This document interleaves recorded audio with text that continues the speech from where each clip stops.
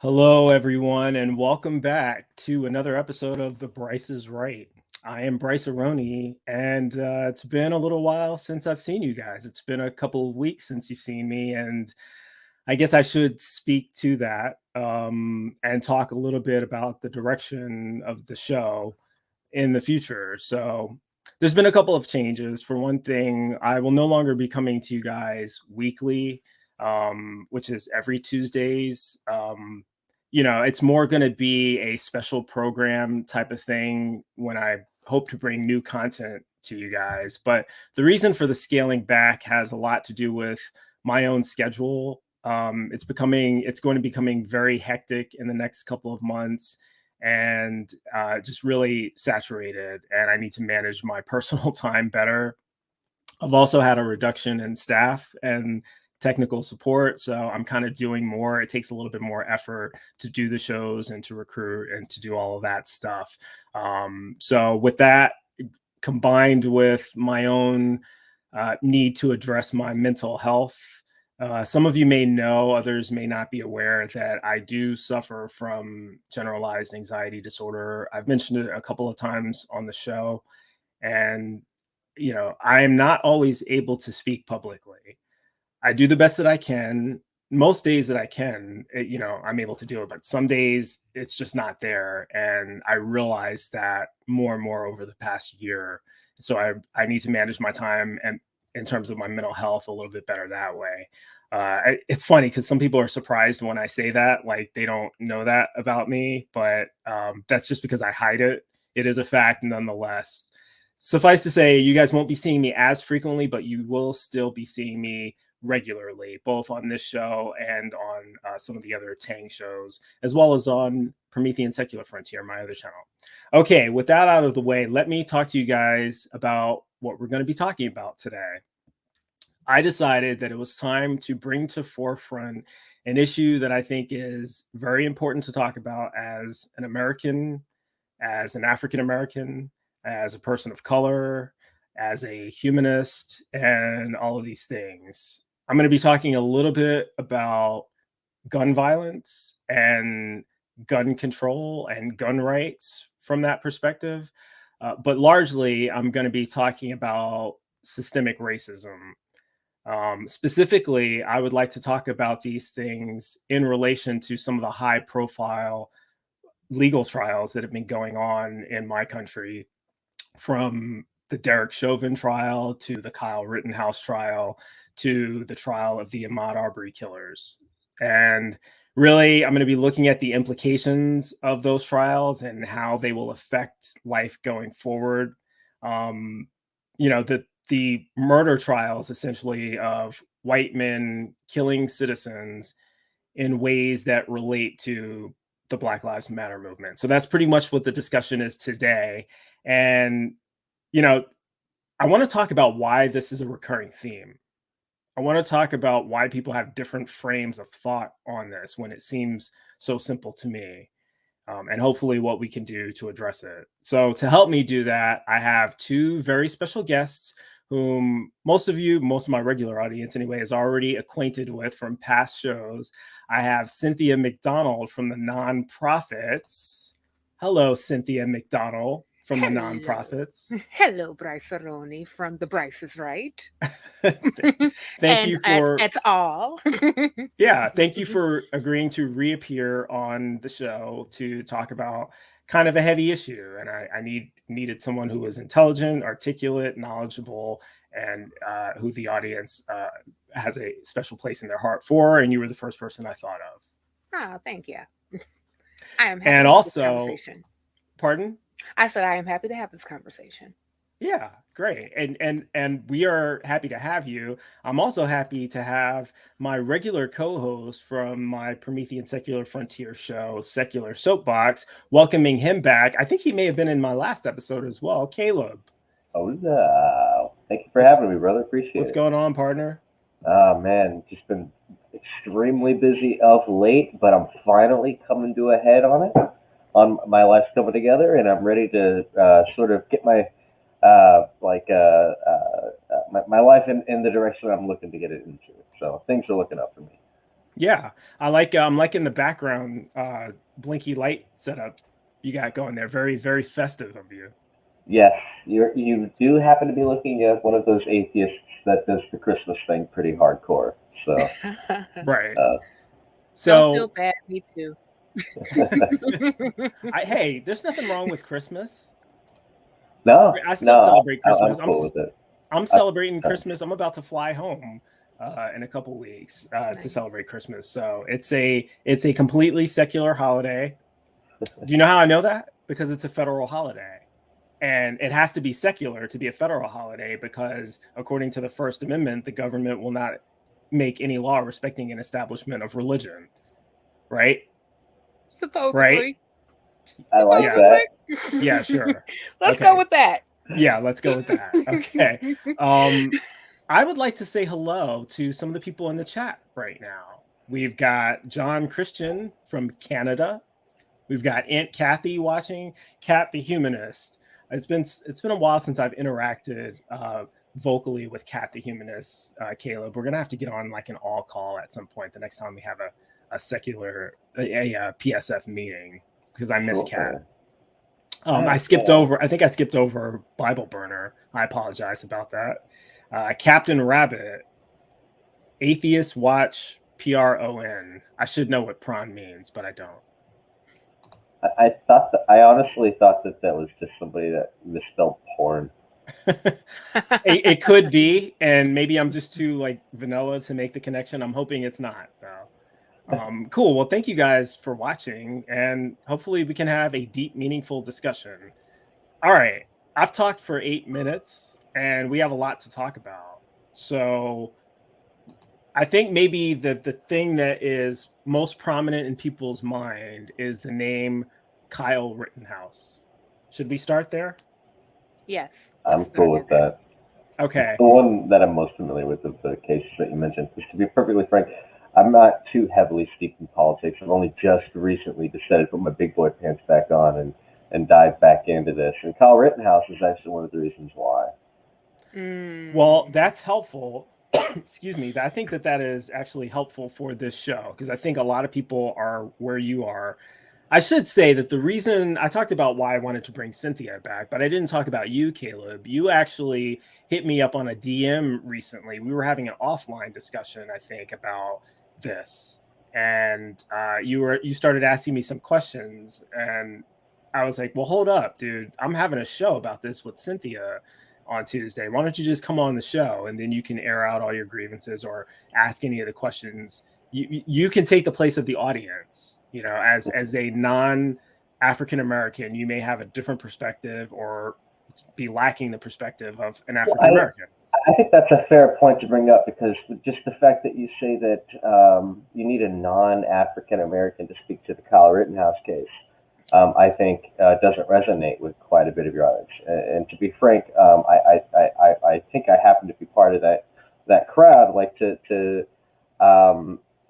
suggest that the Kyle Rittenhouse case in particular, specifically, that has anything to do with like Doesn't have anything to do with black people, right? Black people whatsoever in my mind. Like that's just an isolated incident, and I think I'm representative of a decent chunk of your audience in that way.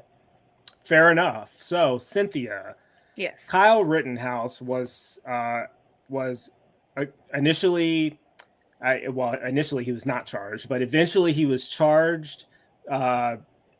What's the word in between charged and convicted? Tried. He was tried for the crime of murder for shooting people in Michigan during in Wisconsin, right? Kenosha. Yeah, Kenosha, Wisconsin. Yeah. So during a Black Lives Matter protest, and he was ultimately found not guilty. Right. So, what do you think? Does this have anything to do with race? Should that even be included in the conversation, or what? Very good question. And I mulled that question over to myself when I was having conversations with myself. I was like, self, is this a conversation that involves race? And I went back and forth. I kind of like even bounced it off of like, others within my circle. And one of my colleagues said that this was more of a political issue than a race issue. And I was like, hmm, political issue. That didn't quite settle with me. And then I spoke with my partner and I said, hey, I had a colleague tell me that this is more of a political issue than a racial issue. And then he said it's both. And I was Yeah, like, it's a kind of a false dichotomy, isn't it? yes. That suggests that they're two completely different things that don't ever intersect with each other. But Right. most race issues are political issues. Yes, they are. Yes, So, they are. sorry to interrupt.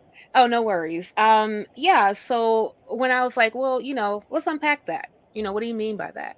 And, he said, well, let's just go over some of the backstory concerning why this whole thing became a thing.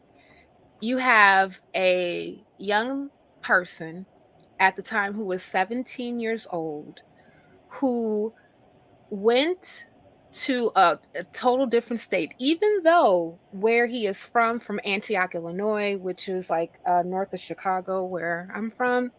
And it's only about 20 minutes from the border of Wisconsin where he was going to Kenosha. I got a chance to, get a little bit more information about him per se and this whole thing. And also I read an article concerning about, dispelling some of the myths that surrounded the entire event. Uh, it was often said that he was driven to Kenosha by his mother, but no, he didn't drive to Kenosha with his mother. He took himself.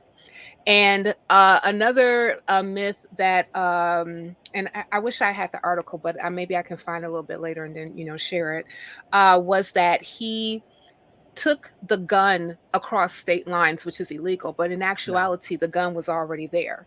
Right. Yeah. So, and his friend purchased the gun for him because he could not, and he kept it in Wisconsin, but he didn't really bring it back and forth to Antioch.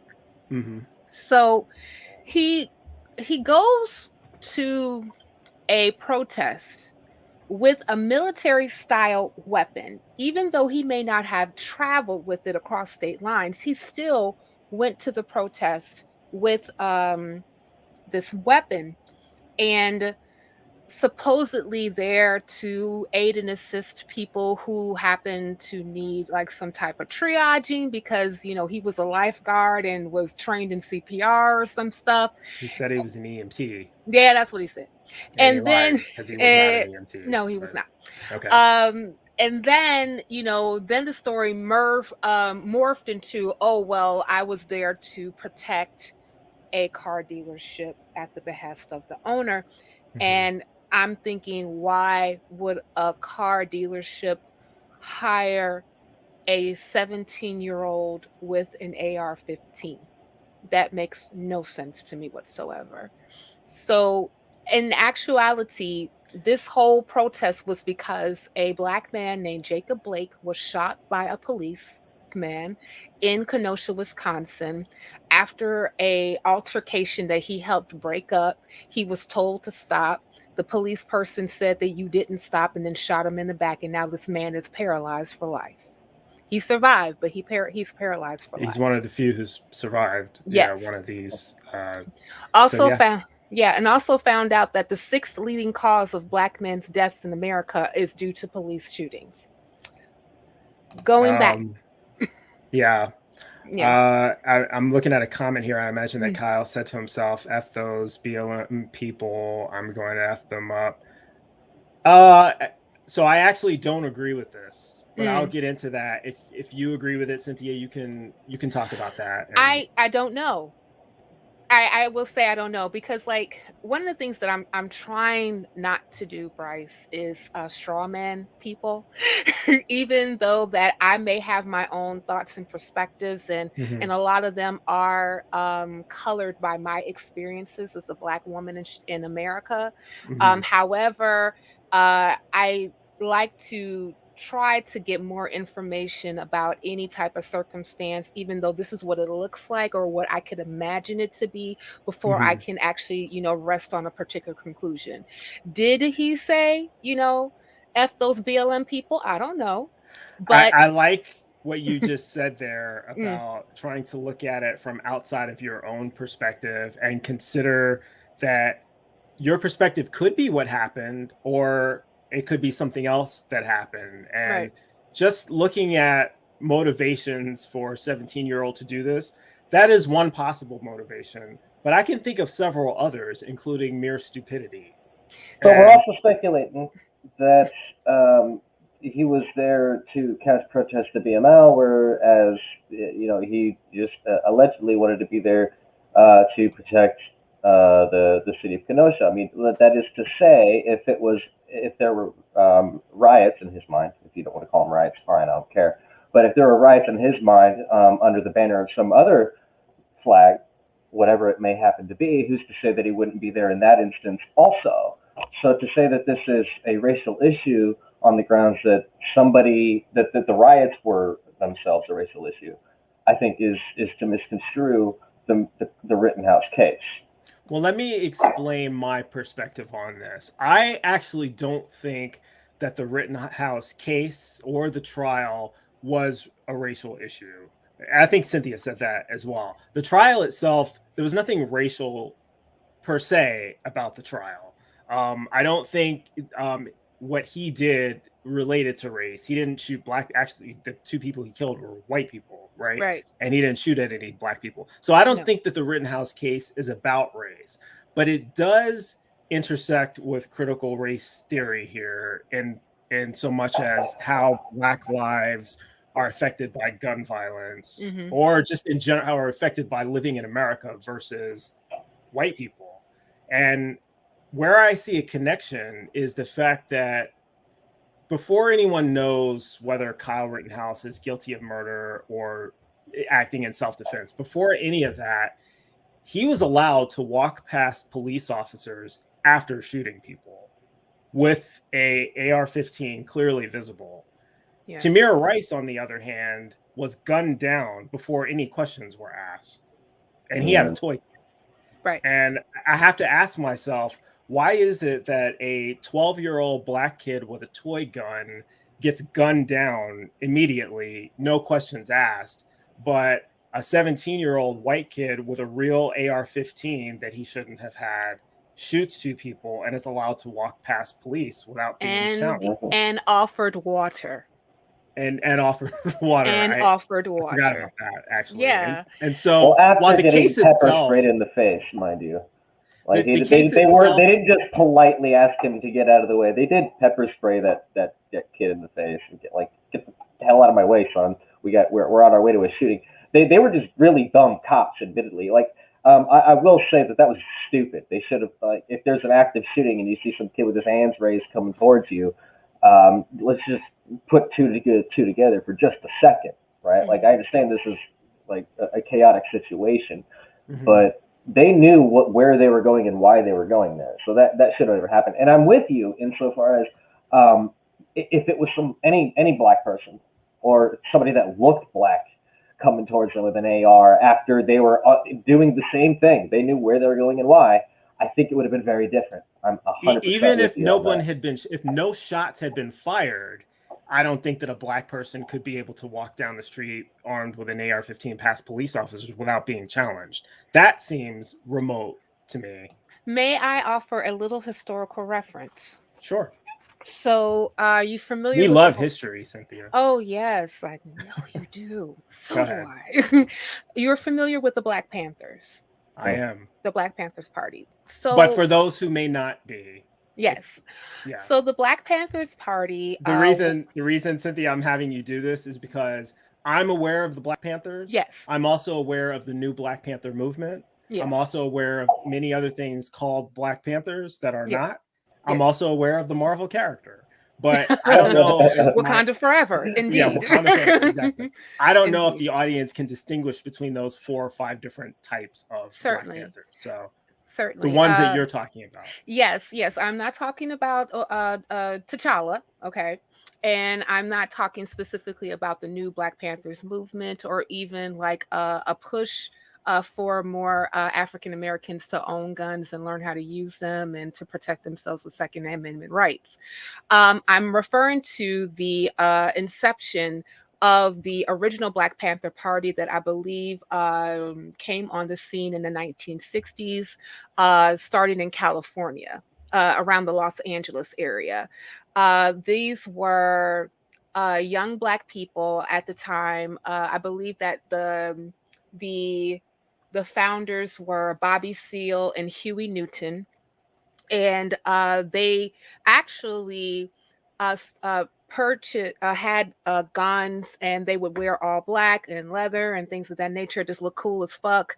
And then, but but it was beyond fashion. Okay, they basically were patrolling their areas and also had military style weapons and guns and things of that nature, and they were utilizing the laws to exercise their rights to actually own and carry guns openly.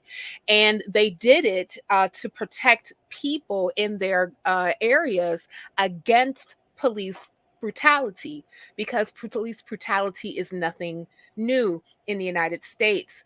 However, what was very interesting is after the Black Panther Party formed, and they were and they were, even though that they were lawful, the laws changed as far as like open carry in California specifically because of them. They actually came down with with a hammer of more gun restrictive laws in California, and ban open carry. And even though that it was legal for years, remember California was a homestead state, right? Before it became a state.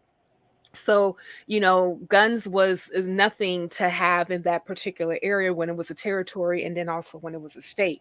However, again, when these young people, these young Black people actually organized around that, and even though they were exercising their Second Amendment rights, it was laws changed as far as like how those particular Second Amendment rights were doled and unregulated just because of them. So if we're taking that particular portion of history and then making it a bit applicable in this case. And also, And Cynthia, yes, the Black Panther, the original Black Panther Party, just to piggyback on that, not only did they change the gun laws, but they were labeled a terrorist yes, they organization by the were. United States government as a Yes, they result of were. that. And the Yes, CIA hunted them yes, and they did. basically blasted them as misrepresented them and put Yes. out a propaganda campaign Yes, they did. labeling them so that people would have in their minds that these are evil people. But sorry, I Correct. just wanted to add that Oh to that yeah, because and even though that they did like some wonderful things, including actually bringing the whole idea of a free clinic into like marginalized areas, that was the Black Panther Party. Breakfast, school breakfast, for children, free breakfast, and even also like for providing food pantries for poor people. That was the Black Panther Party. and that gets lost. And That I'm all even gets guilty of that lost. myself because that's what I should lead with. I should Yeah, remind people this was a humanitarian organization they that were. existed to help people. We just Correct. forget that because of the gun talk, but you're Right. absolutely right. The guns more so were an afterthought. And it was never in order for them to actually form militias in order for them to hunt police. Mhm. This was more so, again, I'm exercising my right as a citizen under the Second Amendment laws in order for me to protect myself and my family, and also my community from people who happen to do harm on the daily basis. And that is not straw manning. That is actually history, and that is fact. Right. Okay, So so they did yeah, a list. We're relating it to today. yeah. So we're so going today. Just think about these young Black men specifically who did open and carry with military style weapons that was absolutely legal at the time until the laws changed, because these were Black men that were actually doing it, and then they were deemed as evil terrorists, coming to get you, hide your kids, hide your wife, all types of stuff, right? Now, and if we actually go into Kenosha, Wisconsin, and we see this young Caucasian boy, because at the time he was 17 years old, so he was a boy that was coming in this area, and let's keep it real. And like I said, I can understand where Bible Burner was coming from, with saying, what they said concerning, just fuck these BLM people, right? Because you inserted yourself, Kyle, specifically into a chaotic situation with a military style weapon. Even if you were under, you were telling us that you were in the guise of protecting a business, or you were the guys that you were going to offer health assistance because you're a trained EMT. Again, why would you do any of that at 17 years old? At 17 years old, I was trying to get with my girlfriend so that we can watch movies on Saturday night and then, rag on boys. That's what we did, right? Mm-hmm. But not going into these particular areas with a military style weapon. However, can't help but to think, because all these particular inferences and seeing these things happening over and over again, that you get a pass because you're white. You go right across law enforcement with this weapon that does not, I mean, I don't know why a person would be carrying a weapon like that to a protest, that, and even though that most of the Black Lives Matter protests have been peaceful, there have been in other areas of the country where rioting ensued, right? What about the Black Panthers? Do you think if the Black Panthers were in the middle of this riot, protests, what have you, you don't think they'd be armed as well? Say that again. Don't you Would think the Black Panthers? Wouldn't the Black Panthers also be armed? Also likely with rifles as well? Yeah, and I would not doubt that, but what I'm saying is that, because history has shown that when the Black Panthers did open and carry, and they were deemed as terrorists. When this young man actually went into the BLM protests with an open and carry, he was given water and called, and then just like shoot away after he shot 3 people, killing 2 and wounding 1. And I will say that, K-Lub, to your point, because you did mention that you felt that these were just stupid cops, that they should have stopped them, that you agree that they acted inappropriately. Yeah. But I think that may be the case, but I think the problem is a little bit deeper than that, because I don't think it's just a case of stupid cops. I think that it has to do with culture and the fact that, if it's one stupid cop, one cop might be stupid. But if more than one cops assigned to an area, if they're all stupid, that's a problem in the system, right? So that has to do with the culture of policing, why they feel perfectly comfortable. Yeah, perfectly. No, I'm with you there, because I feel that we got really lucky that Rittenhouse turned himself in. I mean, he could have just walked away. I mean, he was on camera and everything, and he could have done everything in his power to escape. And I know, I honestly feel like a good chunk of people would have tried to at least, escape. Like, I think that's a natural urge that people have. But so I feel like I'm going to give my honest opinion of Kyle Rittenhouse before we go further, because I don't want it to be lost in anyone. When the Kyle Rittenhouse murder trial first began, I was convinced in my mind that he was a murderer and ought to be found guilty, based on the video evidence I've seen, based on the testimony that I had heard, and my understanding of the events leading up to what happened. I was convinced that he ought to have been found guilty. I watched that entire trial. I watched the entire trial. I listened to the evidence. I listened to the prosecution. I heard the defense. And at this point, I'm convinced that the correct judgment was made, that there was not enough evidence to find him guilty of the crime for which he was accused and which the judge allowed. For those crimes, he was not guilty. So is he a murderer? No. Did he act appropriately? No. And that's the problem. Someone can be innocent of a crime or not guilty of a crime, rather, and still have fucked up, right? Yeah. And, sometimes it's a matter of naivete, ignorance. He was a 17-year-old kid. Some 17-year-old kids are just dumb, right? That doesn't make them killers. That doesn't make them evil. It doesn't even necessarily make them racist or anything, because, like I said, that's evidence we don't have in hand. But maybe he just made a bunch of mistakes. But the bigger issue to me is, how is he able to survive making these kinds of mistakes when a Black person who made a mistake, anything similar to that, maybe not even made any mistakes at all, would be dead, and that's the issue that really needs to be addressed. But I did want to make it clear that I'm not convinced that Kyle Rittenhouse is a murderer. I do think he acted in self-defense based on what I've seen, and that's a flip-flop because I started off in an opposite way, and I don't know how you guys feel about that, but I'll let you. Yeah, I can weigh in. I don't see how, based on the evidence, how else the trial could have gone. When you look at the evidence that was weighed in what was allowed, right? Because there was, evidence that was thrown out, like the picture of him with the Proud Boys, and I believe that some of the video evidence was not allowed as well, and also and certain language wasn't allowed. They weren't right. The victims weren't allowed to be called victims. Yes, but they were allowed to be called rioters. Right, exactly. Which is question begging, because was every person protesting a rioter? Right, exactly. That was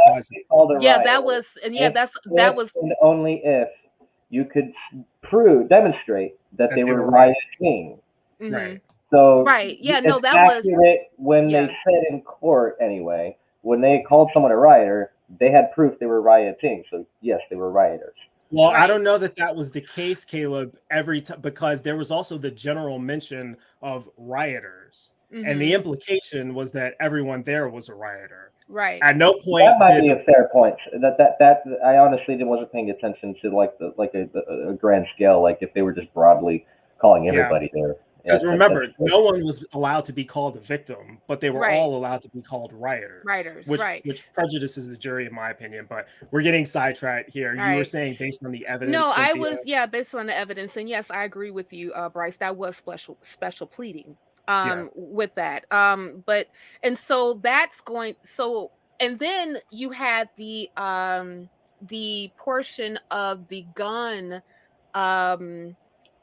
legal holding by him. That charge was thrown out because of the length of the barrel of that gun, right? And it's kind of interesting that, like, say for instance, if it was like a smaller gun, like a Magnum, a 45, something to that effect, where it's a short, like sidearm, it may have been different. However, because the barrel was over a foot long, which was it's a loophole. It is a loophole. Yeah, it was totally a loophole. So, they were able to utilize that in order for them to say, well, technically, even though he could not purchase it, he could possess it at his age because of this particular technicality. And so the way that I saw this, how this trial went, was that $2 million bought him a hell of a defense team that was able to build a case along with, the judge's outlooks about, that basically, use the law and these technicalities in order for it to wrap up to say that you are not guilty. Now, where my mind goes is that is Kyle Rittenhouse racist? Seems to be, but I don't know. And again, I will say this, Cynthia. I don't have any evidence that he is racist now. Yeah, that's what I was. On his trajectory, I could see him very easily going in that. Well, that's what I'm saying. Like, I'm not. I just say, like, seems to me. But I'm also prefacing what I'm saying is that is my perspective, and it is completely subjective. Okay. Sure. So I'm not saying that he is. I don't have enough evidence in order for me to say unequivocally, yes, this man is a racist now that he is 18 years old. I'm just. But one of the things, because we covered the differences between the cases on the nonprofits last week, Mhm. and one of the things that we really rested upon, especially after we kind of like got looked over like what was depending on like the article that we were utilizing that weighed in on the case that said don't compare this case, Kyle Rittenhouse's case, to Ahmaud Arbery cases if they Yeah. were different. That this at the end of the day, this was a young person who inserted themselves into a chaotic environment. Mhm. And I don't see, and we did not see how this could have ended good for anybody, especially when you are bringing a military style weapon at a protest um, where people were at a fever pitch, and Yeah. and also I will emotions were say, very high. even without the weapon, just hypothetically, Hmm. I still would have been stupid for anyone to go there with or without a weapon. If you know, because the argument from the defense is that everyone there was a protester. Okay, well it would follow then that you're going to or excuse me, everyone there was a rioter. Hmm. Logically, it would follow that you're intentionally going to a riot, right? If we want to believe Kyle Rittenhouse's defense and that, he went there, he went to this riot because everyone there is rioting, therefore it's a riot. He went there to protect people. You don't go to a riot to protect people unless you're the cops or Right. the National Guard. Those are the Right. only two kinds of people who are allowed to, in good conscience and logical sense, go to a riot to protect people, right? So that's my statement about him. He was a dumb kid who made a lot of dumb decisions and people died because of his stupidity. Does that make him a murderer? Not necessarily. And based on the evidence, I don't see how they could have convicted him of that. The Ahmaud Arbery Murderer. case was different, though, and you did Yeah. mention that. Should we talk about that a little bit? Yeah, let's do that. So, for those, I don't know how you could possibly not be familiar with if you've been paying attention, but Ahmaud Arbery was was lynched, essentially. 3 white men followed him in a vehicle while he was jogging, ordered him to stop, or they said, "Come here," or whatever it was they said to him. He wasn't listening. Um, I don't. The names of the murderers escapes me, but and partially because I didn't write it down because I didn't give a shit to remember because Sure. I don't care about their names. Kyle Rittenhouse's name is kind of unavoidable because he was on trial and he was found not guilty, I so it's have the names notable. if you want them. Sure, I guess we should. Sure, great. Yeah, Just what for are they? Who foundational are they? It's sake. three. It's a brother, a father, and A neighbor. a neighbor. Right. Yeah, what were So their names? Travis McMichael, Nick. age 35, that was the son. His father, Gregory McMichael, age 65, and their neighbor, William Roddy Bryan, age 52. Um, and So the, they, yeah, yeah, Roddy was the one who was filming it, and Travis is the one who um, who dealt the fatal right. shot. So ultimately, he was followed. They got into a scuffle, and then they shot him. Right. And then they didn't claim self-defense. Well, they did claim it was a self-defense trial, They but did. they tried to say that they were making a citizen's arrest, which Right. is apparently a law in Georgia Hmm. that was invented to stop slaves from escaping. So Right. it was meant to be used against black people. That was the whole reason it was History. invented in the first place. But they were trying to use this to say that he was a threat somehow, and then that they shot him in self-defense. Right. Now they were found guilty of murder. All 9 counts. Well, one of them was the younger one was found guilty of all 9 counts. I think the father was found guilty of 8 counts, and then the person who filmed it. But they were all convicted of murder, which was Right. like the highest count. Right. So this happens to be one case where I think that justice was clearly served based Hmm. on the evidence that the prosecution gave, and the defense, or lack thereof, the defense was pretty pathetic. This one, I agree with the outcome of this one too. So I've agreed with the outcomes of both trials in both cases. They've just been very different. This one was clearly a lynching, and the fact that they filmed it and then gave that film up thinking that that would vindicate them. I mean, but for the film, they might have been found not guilty. But, well, the film was leaked to a radio station. Oh, I thought that they gave it to them. Is that okay? I misheard that. Yeah, it was leaked to a radio station 4 months later. Okay. And then it went viral. And then that's when they had to, but it was kind of funny, like, not haha, but that they that the father, Gregory McMichael, was a special investigator for the prosecutor when he was employed before he retired. The answer to this question is yes, if I recall. I think that's a YouTube personality. I think if it's the same guy, but sorry. Oh, no worries. And I learned that he actually contacted the prosecution's office and said, hey, this thing happened, kind of killed a guy, right? What's your take on it? Should I be arrested? And then the prosecutor's office said, no, you were acting in self-defense because you were trying to do a citizen's arrest because of all these supposed string of robberies within that neighborhood. And somebody did you hear about this, by the way, K-Lub? I know you said you were familiar with the Rittenhouse case, but were you familiar with some of the details of the McMichael trial? Only the highlights that she's just mentioned now. Okay. Where it was the 3-on-1, they tried to do a citizen's arrest. They followed him for some time. They presumed that he was a part of some string of crimes that have been plaguing the area of late. And during this, quote, citizen's arrest, they shot him dead. And somehow, some way, this got recorded. That's the extent of my knowledge. Well, the part that Cynthia was just mentioning, where he actually went to his friends in legal justice to try to get out ahead of this, to make sure that everyone was on the same page. And I have some thoughts about that, but I'll let you finish your thought, Cynthia, of where you were going from there and then navigate back. Sure.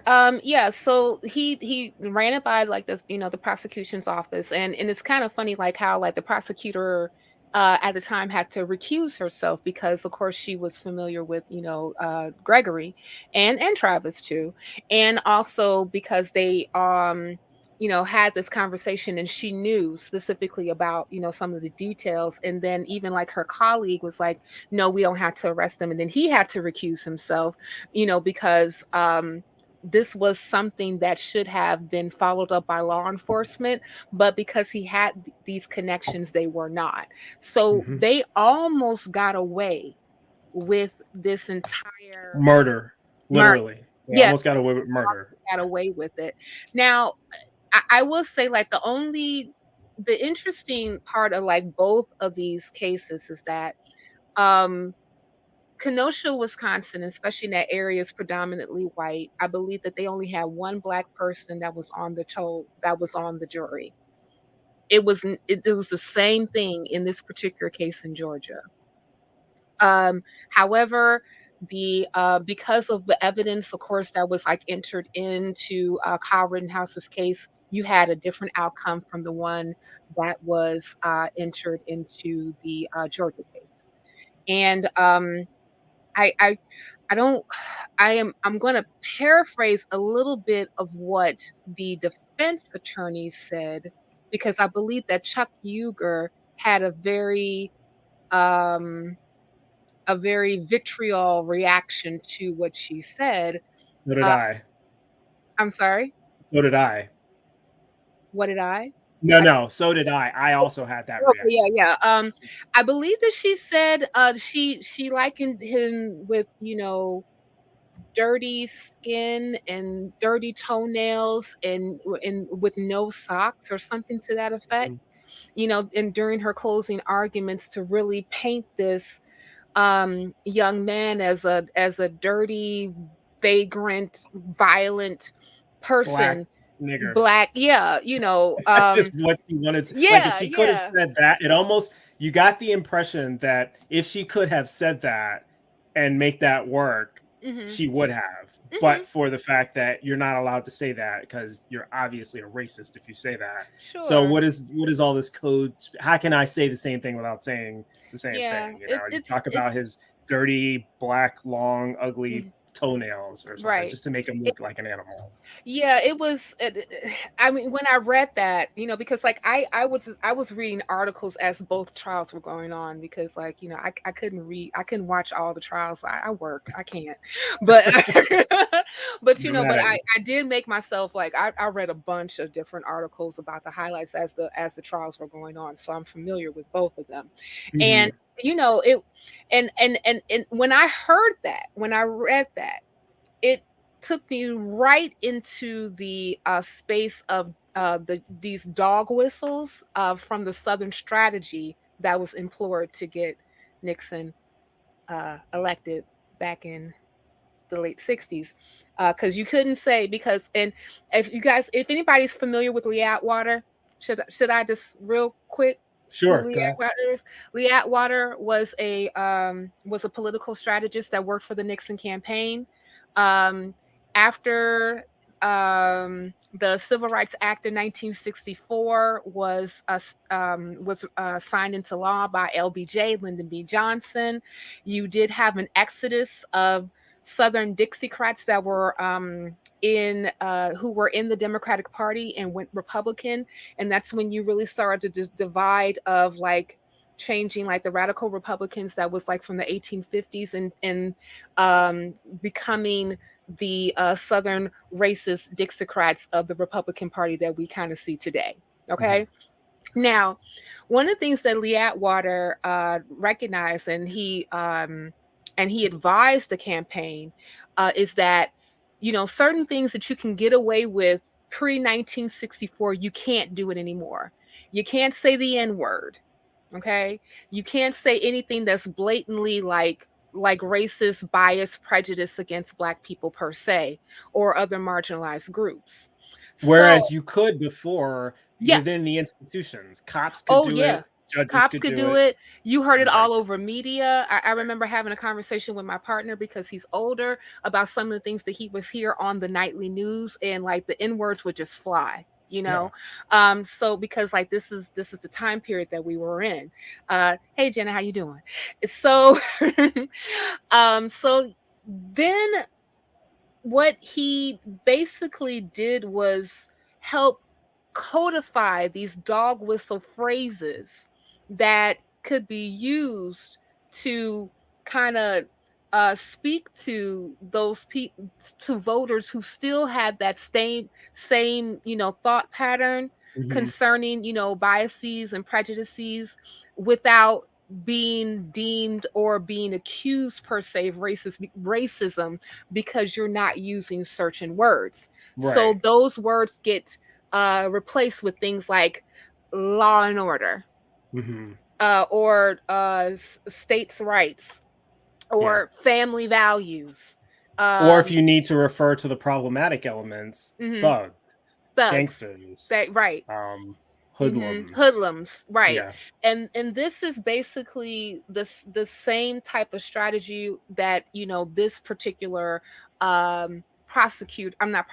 defense attorney was trying to employ, especially with her her closing arguments, when she was liking to, you know, dirty long toenails that, you know, with no socks and all this other stuff.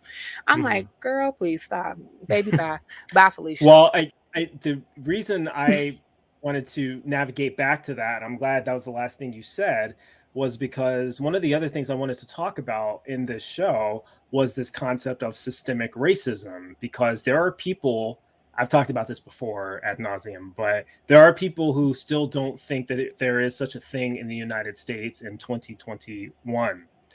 Bill Barr, we've talked about it, Cynthia, the former attorney general, said on national TV, systemic racism doesn't exist. There is no systemic racism. He said that. This is the guy that's in charge of all law in the United States, said there was no such thing as systemic racism. That's hugely problematic when there clearly is, because everything that we just talked about with the fact that these McMichael assholes, murderers, were able to get out ahead of this and delay their murder charge because of their connections in the system, who were perfectly willing to go along with their friend who might potentially be a murderer. The evidence is still the evidence. It's the same evidence now as it was when they were looking at it, figuring out ways to get them off, right? These are people in the system. So when you're talking about systemic racism, you're talking about what is in the system that either works for you or against you, to your advantage or against your disadvantage, to your disadvantage. Sorry. So that is, I already know what your answer is, Cynthia, but systemic racism, is there such a thing? Am I talking out of my butt here? Maybe I'm wrong. Maybe there is no systemic racism. I don't know. What do you think? Oh no, there's no systemic racism. We can all go home now. Bye. Yeah. Sarcasm Exactly. says. Sarcasm says. It exists in more than just policing. It's clearly there. It's clearly in multiple police forces at different levels, all the way up to the guy who's the stupid cops on the streets who let Kyle Rittenhouse walk by them, right? When they would not have afforded a black man the same, the same thing, because that's just, I don't know. I'm rambling at this point, but that's not the only example of systemic racism for the people that were wondering. It also exists in the media. Yeah. We see systemic racism in the media all the time. I see it. Cynthia, you probably see it. K-Lub, do you know what we're talking about, or what I'm talking about when I say that? I believe so. I am the only, was for let me put it this way. Between my parents and my brothers and my sisters, no nieces and nephews, I'm the only colored person in the family. And until we start getting into extended cousins, nephews, and in-laws. Okay. And so everyone is white, and you're the only one with some color. Yeah. And you were treated how? As far as I can tell, identically to everybody else. I never, within my family, I've never experienced any sort of. No, I'm talking about how other people perceived you. Oh, that absolutely no. In fact, that's a fact. We moved from Indiana to California to escape the racism. Actually, my mom just happened to have the opportunity to do this. She met my stepfather Jack at a perfect time in our lives. My sister and my brother were constantly getting into fights because kids were picking on me and picking on them for having a Mexican brother, and it was really bad. I grew up in Churubusco, which is an especially racist area where I'm at. And my sister, especially, was getting into actual fist fights and getting suspensions from school. It was causing problems. So my stepdad Jack came into my life at the perfect time and offered the opportunity to just get the hell out of Dodge, move to California, and I never had an issue out there, not one ever. And that's not to say that there's no issues with race at all in California. There are, but your point is well taken, that the perception of race is different, especially since I'm pretty sure there are more people of Mexican background in California. Yeah, I became the norm. I'm in California, and that's the majority. So a Latine. I got that from my other friend. That's a more prevalent population.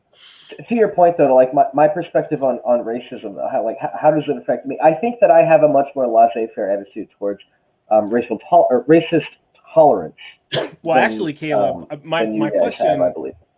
What I actually wanted to know was, do you know what we mean when we say that there's systemic racism in the media? Because just to be more specific, because I want to highlight a specific type of systemic racism that I'm not sure if most people are aware of. And so are you familiar? Like, do you have any idea what I might be talking about? In the media? No, I don't know exactly what you were getting at. Okay, great. So that's perfect. That's why I have you here to represent my portion of the audience that might be wondering. I was doing some surfing, web surfing, not actual surfing, in preparation for this show. And I found this meme online. I'm going to put it up right here. This is the meme. It says, it's basically ripping on Fox News. It says Ethan Crumbly. Ethan Crumbly, by the way, is the Michigan. Is it Michigan? Yeah, Michigan shooter. Mm-hmm. Right. And whose parents were just apprehended. We'll probably get into that a little bit. But basically, the meme is suggesting that Fox News used a visual of him that improperly depicted his innocence rather than his mugshot.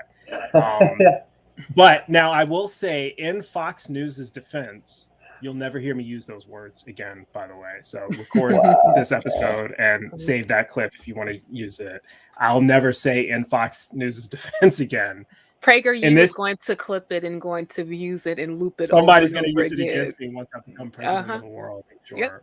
Yep. In their defense, this meme is inaccurate, at least as far as the investigation that I've done. So in the interest of journalism, journalistic integrity, which I'm not a journalist, so I'm not subject to that at all, but I'm going to do it anyway because Chris Cuomo failed. So do it anyway because you're better. Somebody's got to do it. So journalistic integrity, I think Fox News is terrible. However, in this case, they did not do what this meme implied. I happened to look at some Fox News stories. I did a search of Ethan Crumbly's name and the different Fox News shows that covered him, and they actually used his mugshot as opposed to the meme. So the meme is inaccurate in that way. However, the broader point of the meme is sustained because this was an actual picture that was used by many right-wing outlets to depict the murderer. Excuse me, I can't call him that yet because he hasn't had his day in court. But the Michigan shooter, to depict him as innocent as possible when they could. A baby.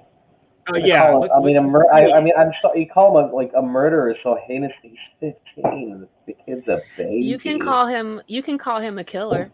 That's fair. I'm cool with that, man. Yeah, you can call him a killer. I mean, you can say the same thing. Yeah, he was because he killed 4 people. So and yeah, we'll see what happens with him and his family. But the point I'm trying to make is the portrayal of him in that light is typical of white killers, but it is atypical of Black victims. Mm-hmm.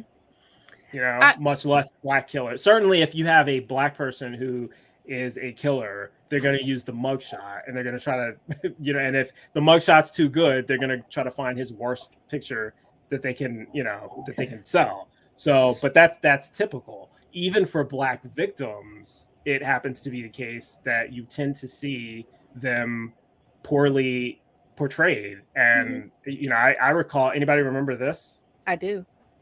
This is, and by the way, this is Fox News. So, apparently they went out of their way to find the worst picture of Trayvon Martin that they could find, that kind of one that speaks to the narrative that they want to tell, and the best looking picture of George Zimmerman I've ever seen, who was his killer. Like they wow, how many times are we going to say they spent probably hours looking for a photo where he just kind of had like that. He's probably just like questioning something like, what? Like, what are you talking about? But he looks menacing in that photo, quote unquote. Like, Trayvon Martin was a 17-year-old kid, if I recall. Right. So he probably had many photos. Younger, He probably had many photos that looked like that. He probably had many photos where he was selling, cookies. I don't know. But the point is, he was not an atypical 15-year-old kid based on the collection of pictures that he's in that show the totality of his character. Fox News wanted to show the worst possible portrayal of him as possible. And it wasn't just Fox News, there were other outlets that had better looking pictures of him. And so there's kind of a meme war going on where people are trying to make the opposite case. But the point is, this is routine throughout the media, K-Lub, where you have representations of Black victims in ways that are designed to prejudice the audience into thinking that they're actually the problematic element. And conversely, let's press that issue though. Is it a Black thing? I mean, you just show me a picture of some white kid. Just show me the example. I mean, or is this everybody? It's less of is this a whole bunch of everybody who does this or everybody does that. It's the preponderance of propaganda that is shown specifically in the media, to paint whomever the subject matter is in a certain way. Going back to the photograph that you had between Trayvon Martin and George Zimmerman.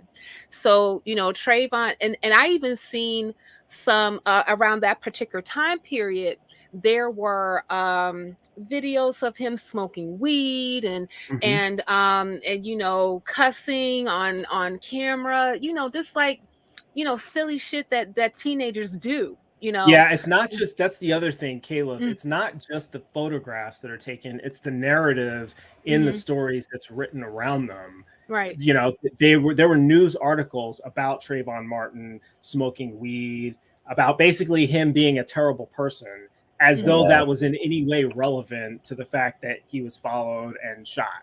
Not mhm, connected to that story at all, but that was the story they decided to tell. I remember when George Floyd was murdered by Derek Chauvin, the narrative was George Floyd is not a good person. Look at all of right, the criminal things that he had done in the past. right, That's Yeah. relevant. That's the right, person you're crying for. You shouldn't be crying for that person because they're terrible. right. They deserve to be murdered. That's the This narrative without and saying this it. and this is and this is something that happens often when we're dealing with like black people specifically that have been killed in some particular manner, either by vigilantes or even by police. Matter of fact, there was a comment that was in the audience that was talking about Ahmaud Arbery wasn't a jogger, and the reason being is because they have footage of him actually going into one of the unfinished houses, and he looked around and this, that, and the third. And I'm like, okay, so even if we want to take the narrative of the jogger away, this does not this does not take away that even though that he was in that house, that was not his house. He never took anything. Okay. He was not the person that, they said that he resembled a person that, they tied into for a string of robberies in that area. He was not that person. He And it was doesn't matter because right, they but were it not even cops. right, even if he was, did he deserve to be followed and cornered by these deputized people in order to take his life? I mean, Right. it happened also with Alton Sterling, when he was, and this is the black man that was killed in Louisiana and he was in front of a convenience store selling CDs. And someone else, it wasn't the store owner, but it was somebody else that called the cops on him. A bunch of cops actually, wrestled him to the ground, even though he wasn't doing anything but selling CDs. And then he ended up getting killed by one of them. But they said, oh, well, he had a criminal record, and he had a gun on him, and it was not illegal, and all these different things. It's like there's some outlet of media is going to always take the worst or more negative portion of a person who ends up losing their life in these cases. If they're black. And the thing Yeah. about it, and the thing about it is that I don't know any human being that is without reproach, including yours truly. And I know that I have the most honest mug that you can see on here right now. Yeah.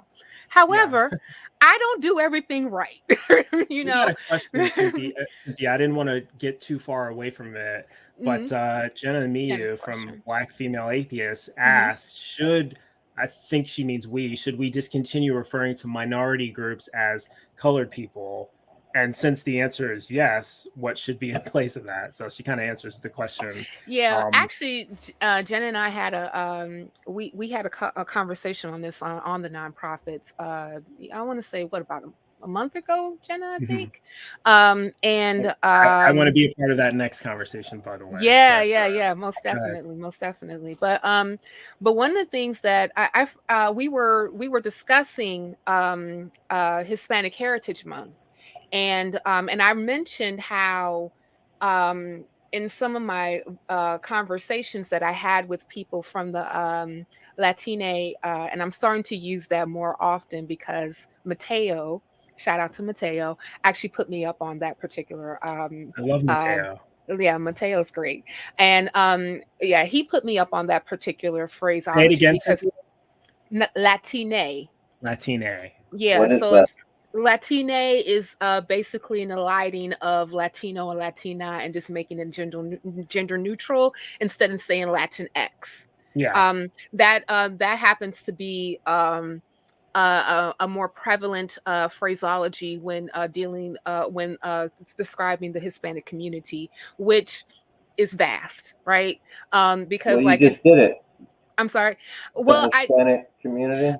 this I'm only saying that to to preface what I'm speaking of. So instead of saying Hispanic or saying Latinx, Latine is what he said that he prefers, and that's what I'm starting to use more often. And the reason Mhm. why I start to use more often because like I didn't particularly care for Hispanic because I felt like it took away from individual cultures, nationalities, and things of that nature. This is only Also, let me yeah. say Hmm. that because there's a in the United States in general, in our education system, which doesn't address this at all, Hmm. there is great confusion among Americans what the difference is between Latino, Latine, or Hispanic, and they Right. are different. They Um, are. because people from Spain, white European from people from Spain, are also Hispanic, That's but they're correct. not Latine, right? Hmm. They're white Europeans. Correct. Conversely, Portuguese people from South America are Latine, but they're not Hispanic because they don't speak Spanish. And so Right. the Hispanic part has to do with the cultural identity and the connection, the language, In and the all of language that. connection, correct. Right. Whereas Yeah, the Latine part has to do with your geographical origins and did you correct. grow up in Latin America? So just Right. throwing that out there for the people who might be Thank you. confused with Appreciate that for some of that our. preference. And also like I spoke to people who happen to be of the lineage of like, having family from, Latin American countries per se, and they never ever like to be referred to as Hispanic for those very reasons. Yeah. So Well, yeah, it's a very American thing. It doesn't really mean yeah. anything where they're No. from. For us, we've made them I synonymous. swear to God, this has got to be some indoctrination thing. I have this difficult time like being offended by these things. Now, granted, like I said, maybe I'm an outlier here, Mhm. Well, you're but not like an outlier, Caleb, because I noticed a question in the chat a little while ago asking, what is the value in claiming racism? Are you looking to assign blame, promote some kind of interrogative return, um, other than to be angry? And so I see this type of question. It's a legitimate question for people who are just unfamiliar and not in the know. The value in declaring something racist is that you're bringing to light something that people deny the existence of, and it's the very fact that people deny the existence of it that makes the problem worse, sometimes with deadly consequences. So whenever we see it, we need to call it out for what it is, because the first step to overcoming a problem is admitting that there is one.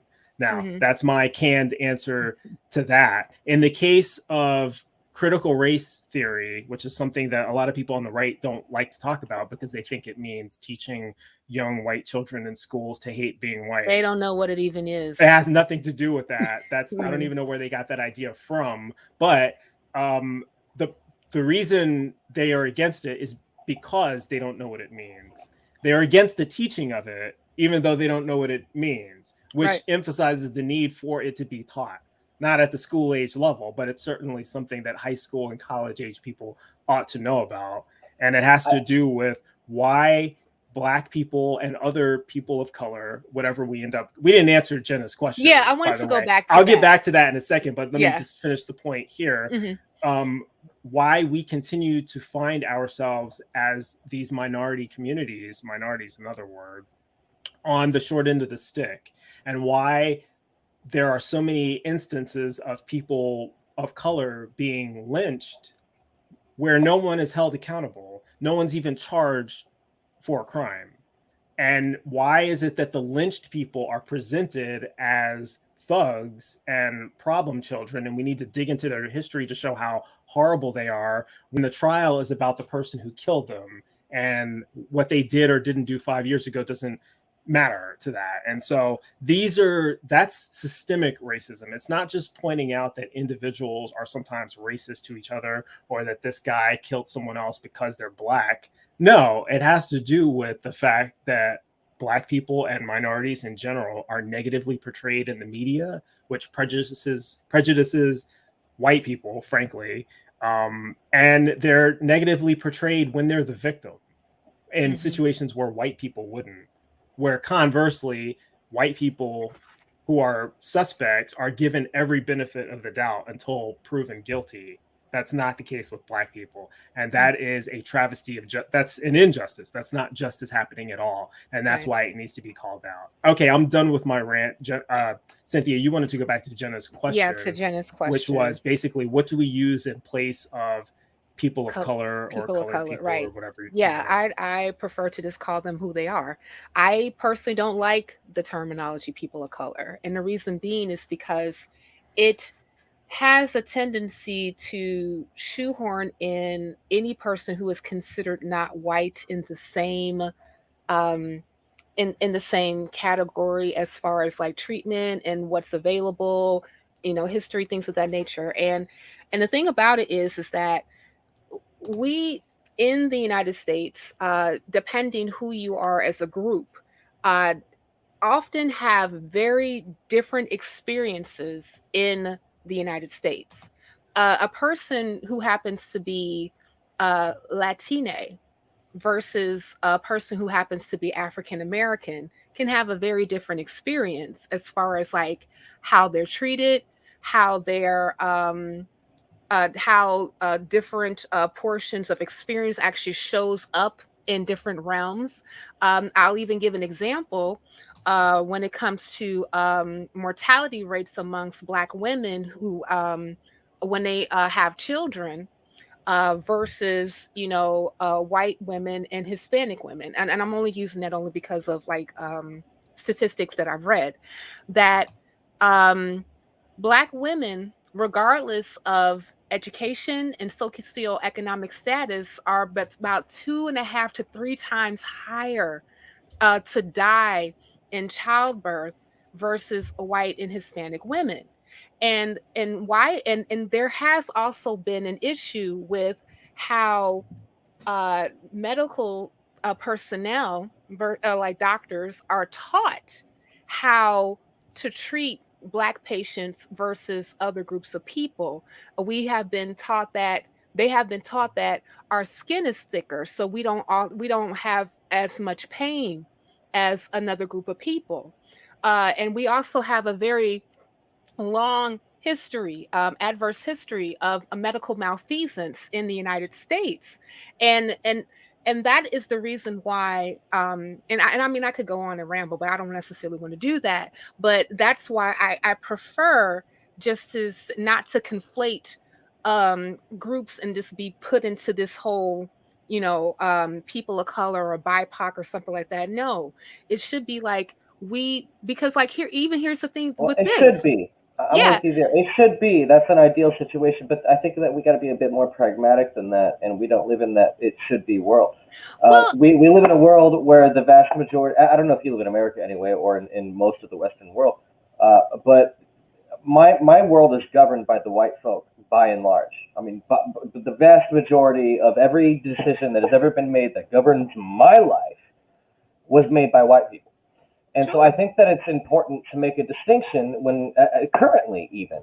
I don't think we're at the point in modernity where this label people of color is superfluous. I don't think we've reached that point yet. And I think that the problem is it's not inclusive enough. It seems like I remember hearing this BuzzFeed thing where there was a bunch of Asians that were like, don't you realize, why don't you include, they were talking about biases and like, don't you realize we're people of color too? Well, yeah, I do. Absolutely. I'm right there with you. I'm not, I'm a person of color. But going back to your point, because I remember even us having like, conversations talking about systemic racism, in past shows, K-Lub. And, there were certain things that, like Bryce and I would bring up as far as like that we were aware of because, we're Black, that you weren't particularly aware of or was not your narrative or was not your particular experience. That was a great show. Yeah, that was my first. I think that was our first secular soapbox show, Yeah, K-Lub. it was, which is also on my playlist. But yeah, and I mean, and that was, and the thing about it is that we oftentimes see this particular narrative, because even if a person who happens to be Asian would have a different experience in the United States, even though they may experience racism, they may experience, being othered, they may be experienced biased, but there's going to be like certain issues that's not going to affect them because they're not Black. And the same is true vice versa as well. Yeah, I mean, course. I've never been right. I've Well, never been, that's the reason why. Hold on, go ahead, Cynthia. Sorry. No, and that's the reason why, like, even though, I mean, like, it would be nice for my mind to default to, in a perfect world, it would be like this. But the thing about it is that if there's not enough pushback from different groups of people in order for us to change language, it won't. And that's why I'm like, I don't use it. I would rather other people not use it in my presence. And the reason, so what do we use instead? I think you said something about just call people who they want to be called. Yeah. Or what if you have to generalize, like if you're talking about a particular demographic? That's why I prefer to be more specific when it comes to issues concerning, people who depending on, like, people who are going, who they are. I understand that there's going to be some intersectionality concerning, issues, especially with people who happen to be part of marginalized communities. I have a suggestion. Yeah. How about non-white people? Because I don't like minority. I don't either. I know what is meant. I don't either. I know what is meant by minority. Yeah, I don't. Yeah, I don't like. I don't particularly like not minority either. And for various reasons. You're just describing people of color. You're just trying to find a different way to say the exact same But thing. I know that's what Bryce said, but I'm just saying, like, if we're like, when I'm talking about specifically, like, if there's going to be like some issues that intersect, that there's going to be some things to say that this is not going to affect people who happen to be not white. But there's going to be some very distinct issues that are going to affect a grand portion of a population that, even though they may be a person of color or maybe a minority or what have let me give you an example. Let me to talk about, and I'm going to do it from the reverse, because I mentioned that it goes both ways. I've never had the experience of walking down the streets of San Francisco and someone getting up in my face, speaking with an accent, telling me that I brought a virus here. But an Asian person has. In fact, many people have. I've never been beaten up on the streets of LA for being Asian because of the virus that's going on, because of they followed some racist rhetoric from 45 so whatever the case may be. I have not had that experience. That's something specific to the Asian community and the type of prejudice and racism that they are, and they got legislation because of it. Correct. So we can talk about it in that case, it's important to say Asian people, people of Asian descent. When you're talking about a certain kind of racism or bigotry that's going on, and vice versa with African Americans or Latino or Latina people. I need to get that into my vocabulary, Cynthia, because it's not there yet, but I'm glad you understandable. I've been practicing myself. Maybe I'm under I just realized maybe I'm under a misapprehension. When this person was saying people of color, in their minds, am I supposed to imagine that they're only thinking about Black people? Well, the conversation came up. I wasn't. Maybe that's where the confusion. Looking from my investigation of the chat, this whole part of the discussion was spawned by a comment that you made where you describe yourself as the only colored person in your family.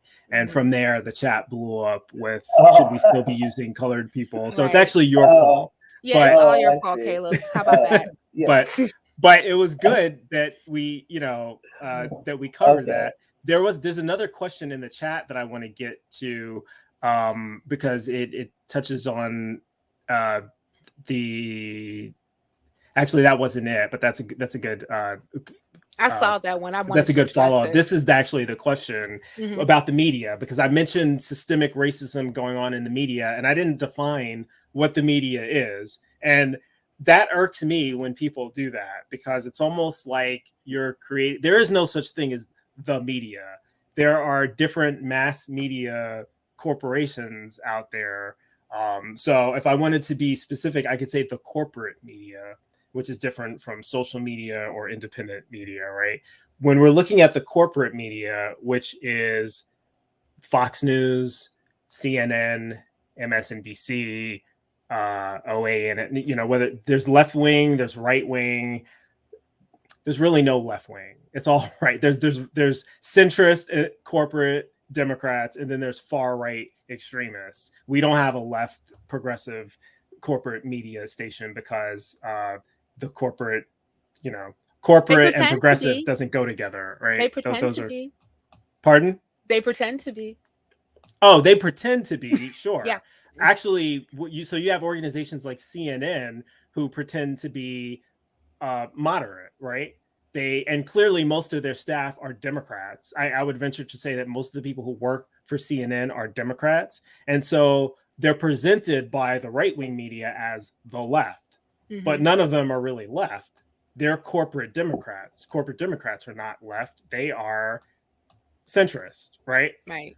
The right is all extremists now, right? Ever since MAGA and the Trump movement of 2016, they're all extremists. There used to be a centrist right during the Reagan era, right, and the early Bush era, but there isn't anymore, unfortunately. Anyone who's a centrist and who's right gets kicked out. Like Liz Cheney, I wouldn't describe as a centrist. She was very conservative.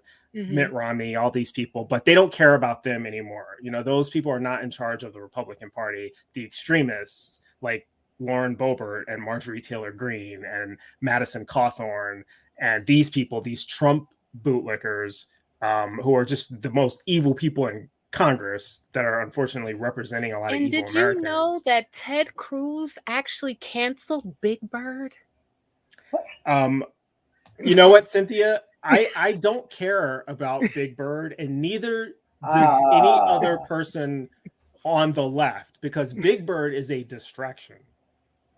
Big Bird and critical race theory, when it's brought up by right-wing pundits, those are all distractions to get around what people actually do care about, like voter suppression.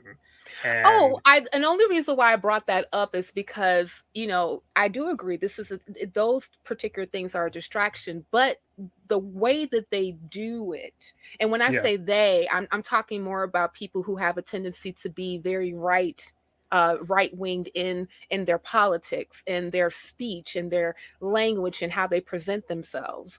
They utilize certain things as a distraction in order for them to push another agenda. And in this particular portion, like, you do have more people who happen to be on the right that are anti-vaccines, specifically, in COVID. And all of this, to me, and especially like when you look at the races that happened, like in West, was it Virginia? In Virginia, I want to say the races you said. The gubernatorial race that happened in Virginia. Okay, sorry. Youngkins, Youngkins who ran, and he specifically ran on banning critical race theory, banning abortion, and banning trans sports. Those are the things that he ran on. And going back to critical race theory, I was wondering. This is a good comment from Shane, by the way, too. It has to do with the fact that I did mention this before. I don't know where, but black and colored are actually two different races in South Africa, which is proof that race is a social construct. If you can, because if I went to South Africa, I'm not black anymore. I'm colored. Yeah. If your race can change as simple as getting on a plane, that's I also want to mention, it's not real. Is it possible? Did I happen to offend somebody? Is that what happened when I said that? I brought up a conversation. I was the only colored person in my family. Is that offensive to people to say that? Because it may have been offensive to some, but I think it was more of a miscommunication and a seeking clarity, trying to figure out what you meant by that. Because there's dissent in this, even in the African American community.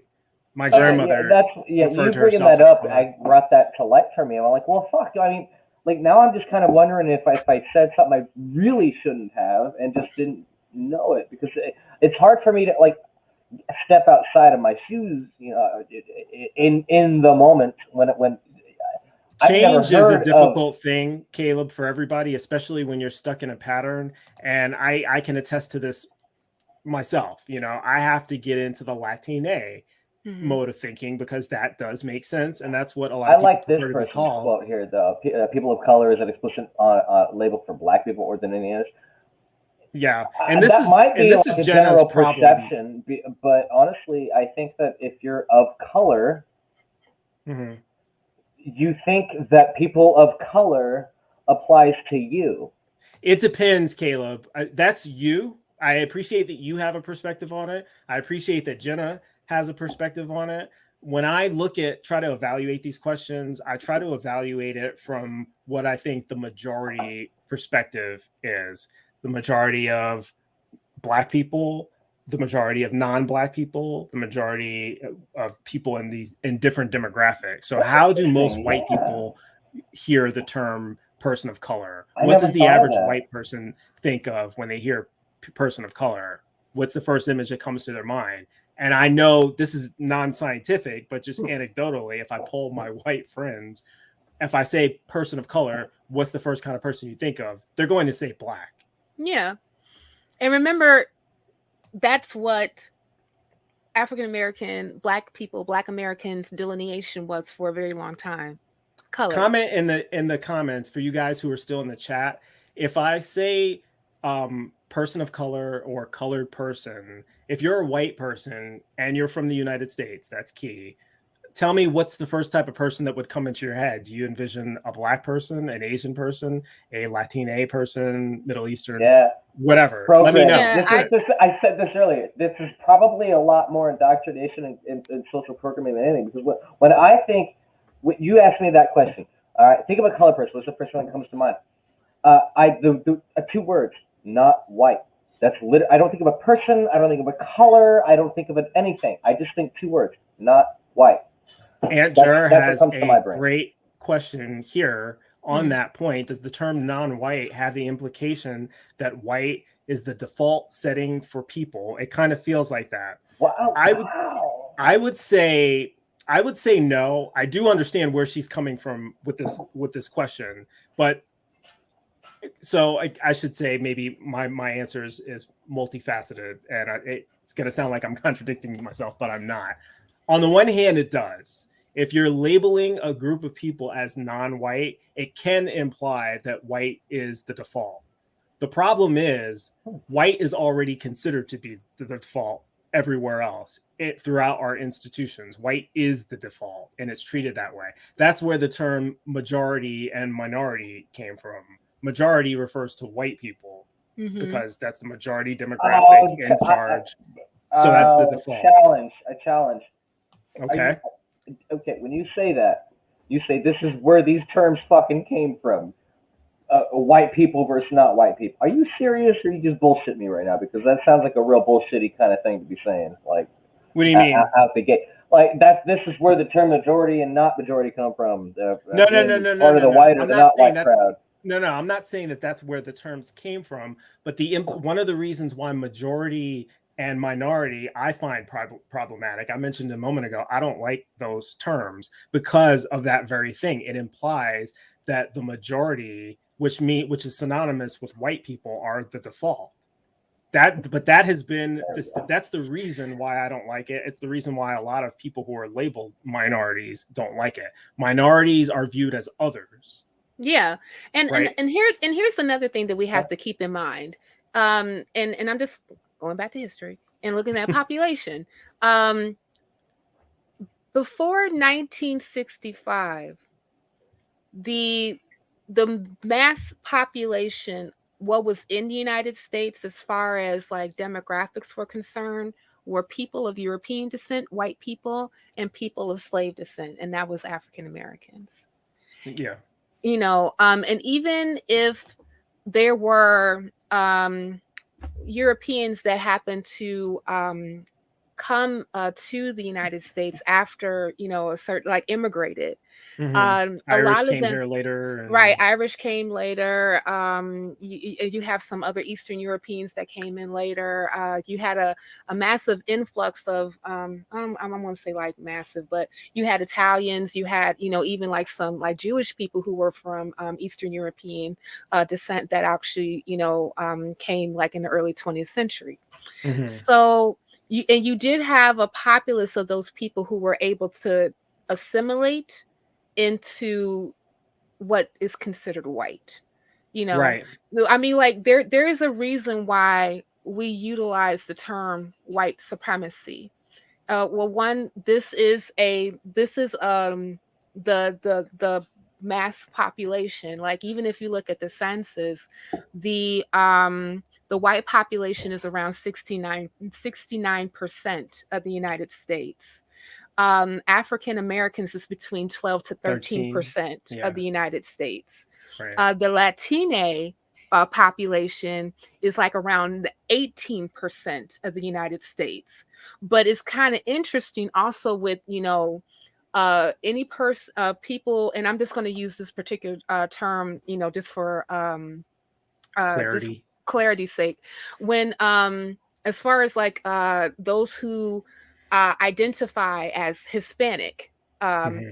they about uh, between 1 and 4 would consider themselves not white in the United States.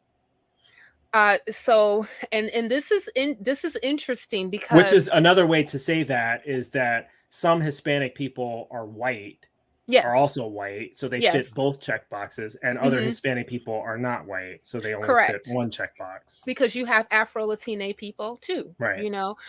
So this By the is way, criminal justice, Mm. FBI, Department of Justice, they don't differentiate between these things. You're only 3 things. You're white, Hispanic / Latino, because they kind of consider them the same thing. Usually I've seen it as Latino, Mhm. Black, Latino, or white. Those are the 3 categories. Sometimes they differentiate it between, Black, non-white, or That's sorry, usually Hispanic, after non-white. the But that's arrest and conviction happens to come. Like, you will have like a more of a delineation of demographics when it comes to like prison populations, right? right. And Or who even gets to those, decide? Koreans in Who the gets Latino category? Like, what the fuck? who gets to decide what a person's race is at the arraignment / conviction / whatever at any stage of the criminal justice system? Who in that group decides what the race of the perpetrator was? Does anybody that know? I'm pretty sure you would tell us. The answer is the cops, Mm. not the individual. Mm-hmm. So it doesn't matter what you actually are. It only matters how you perceive them. And then Mm-hmm. that's what your race gets. That was And told to me by a former cop. I think it was Pat. Well, then it's not well, the cop. Wouldn't it be the person telling the cop? No, the cop is the one filling out the information. yeah. So like Right? when they make the arrest of a person, and they're going to be processed, and they have their reports that they put in, they're going to put, it's the cop that says what demographic or population that this person belongs What? to, not the No, person. wait, whoa. So you're telling me, so the judge is reading out the report. So Jacob here says this, that, and the other thing, and Jacob says this person was black, but it was the cop that wrote this down. And you're telling me that this is I don't think that the that cop's happened. fault? I don't think that that's something that the judge would necessarily. We're just talking about statistics. Mhm. When the raw data about, the information about the arrests, and you're collecting demographics, age, location, race, etc. Those are all things filled out by the cop, and they don't Mhm. have to request clarification from the Oh, person I they see. apprehended Okay. about what their race is. They Right. just say what they think their race is, and then that's what goes into the statistics. So keep clear, like, depending on what institution that we're referencing would determine what the demographic data would show, and Right. also where you're getting it from. Like, so for the census, that's self-reporting. So these are going to be people who are saying, I am this, I am that, right? Now, but when you're going into like an institution like the criminal justice system, this is something that's going to be I'm just going to say it, thrusted upon you, because it's not something that you're going to say, oh no, you just wrote that part wrong. I'm not this, I'm that. It's going to be whatever the perception of that particular arresting body is going to be determined what you are once you're going into the system. And that's right. what we're putting, and that's all the data that's going to be, figured as far as like statistics on prison populations, gender populations, sex population, all of that things when it comes into like who is being processed more so in the criminal justice systems and who is not. Hey guys, we've already been talking for an hour and 35 minutes. I'm comfortable to keep going. If you guys have places to be, I can shut down. I don't want to, I still have 16 viewers, so apparently the audience is still enjoying this. But if you guys need to go at any point, let me know. But I'm happy to continue. I'm happy to go for a little while myself. Yeah, I'm hungry, but I did want to go back to that one question concerning this is the last point that you made up. You were talking about white people, having immigrated, coming over later and facing their own issues. And I mentioned Titan. I wanted to tell you there's a great book that you should read, When the Irish Became White. You're welcome. Yeah, and I wanted to get back to that too, because Irish people at one point weren't considered normal white people. Sure. I had a friend who was Italian, and he told me the story about, this is his version of the story.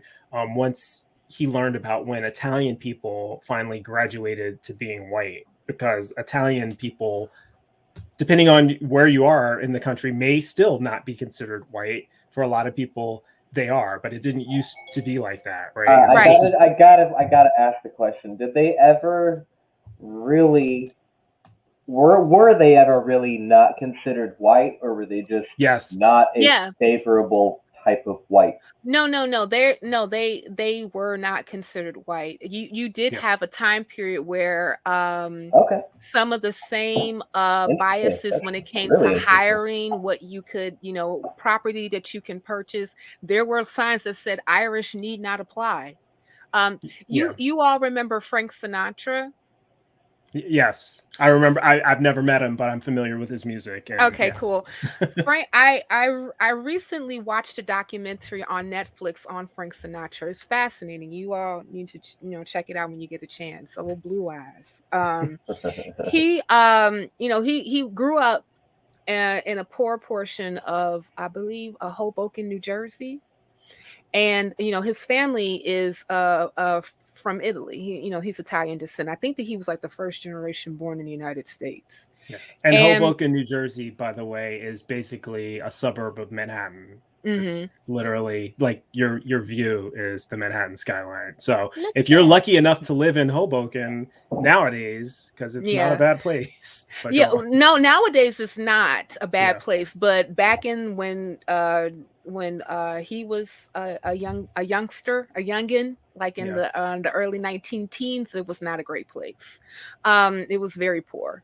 And he talked about how his father scrounged up enough money and had he had two jobs. He was doing one thing, and he also had a bar, and his bar was named after he named it after like an Irish last name.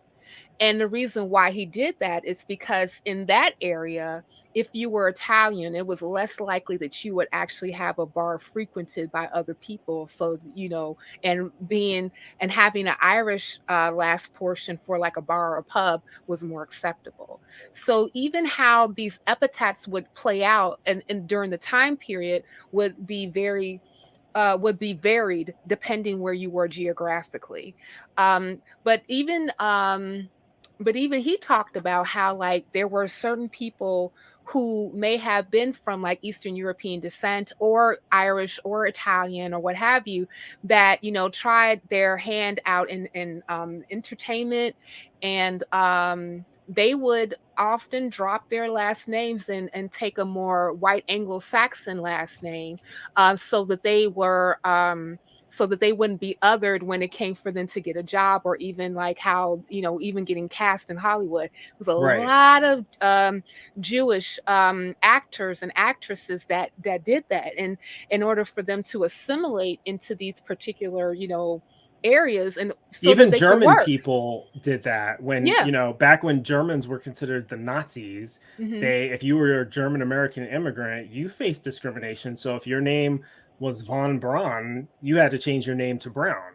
But then Right. after 2 or 3 They generations invented Poland. yeah, That was the start but of after World 2 or War 3 II. generations Like, of being a brown who looks white, you're now a white person, right? You're looking not right Right. you're not a dirty makes German it never anymore. exist. I had this professor to say, when they were giving a talk at my clinic, depending on the time period would be a determining factor of who is white. Yeah. And that's why, I have two books that I reference a lot, when affirmative action was white and when the Irish became white, because there are time periods when, like, different groups that had happened to be by what prejudice was wrought against them, racism was wrought against them, enfolded themselves, or when it was able to assimilate into whiteness in order for them to have, certain privileges and protections that come with whiteness. And And I then, want to say really quick that the mhm, difference, Caleb, just in case the point's being missed, is that all of these other groups who were once not considered white eventually graduated to being white. Like that was the goal, and that was mhm, the thing to aspire to, so that they wouldn't face any of the systemic racism anymore. right, Black people don't have that option right, because it's a visual thing now. right. Your name could be John Smith. If you have dark skin, you're still good. It doesn't matter what you change your name to. You have to Hmm. change your skin color, your hair, your name, and then hope nobody No, finds I out get what it. it Like, was. Well, right. you're not a gypsy. Like, I get that. Like, Yeah.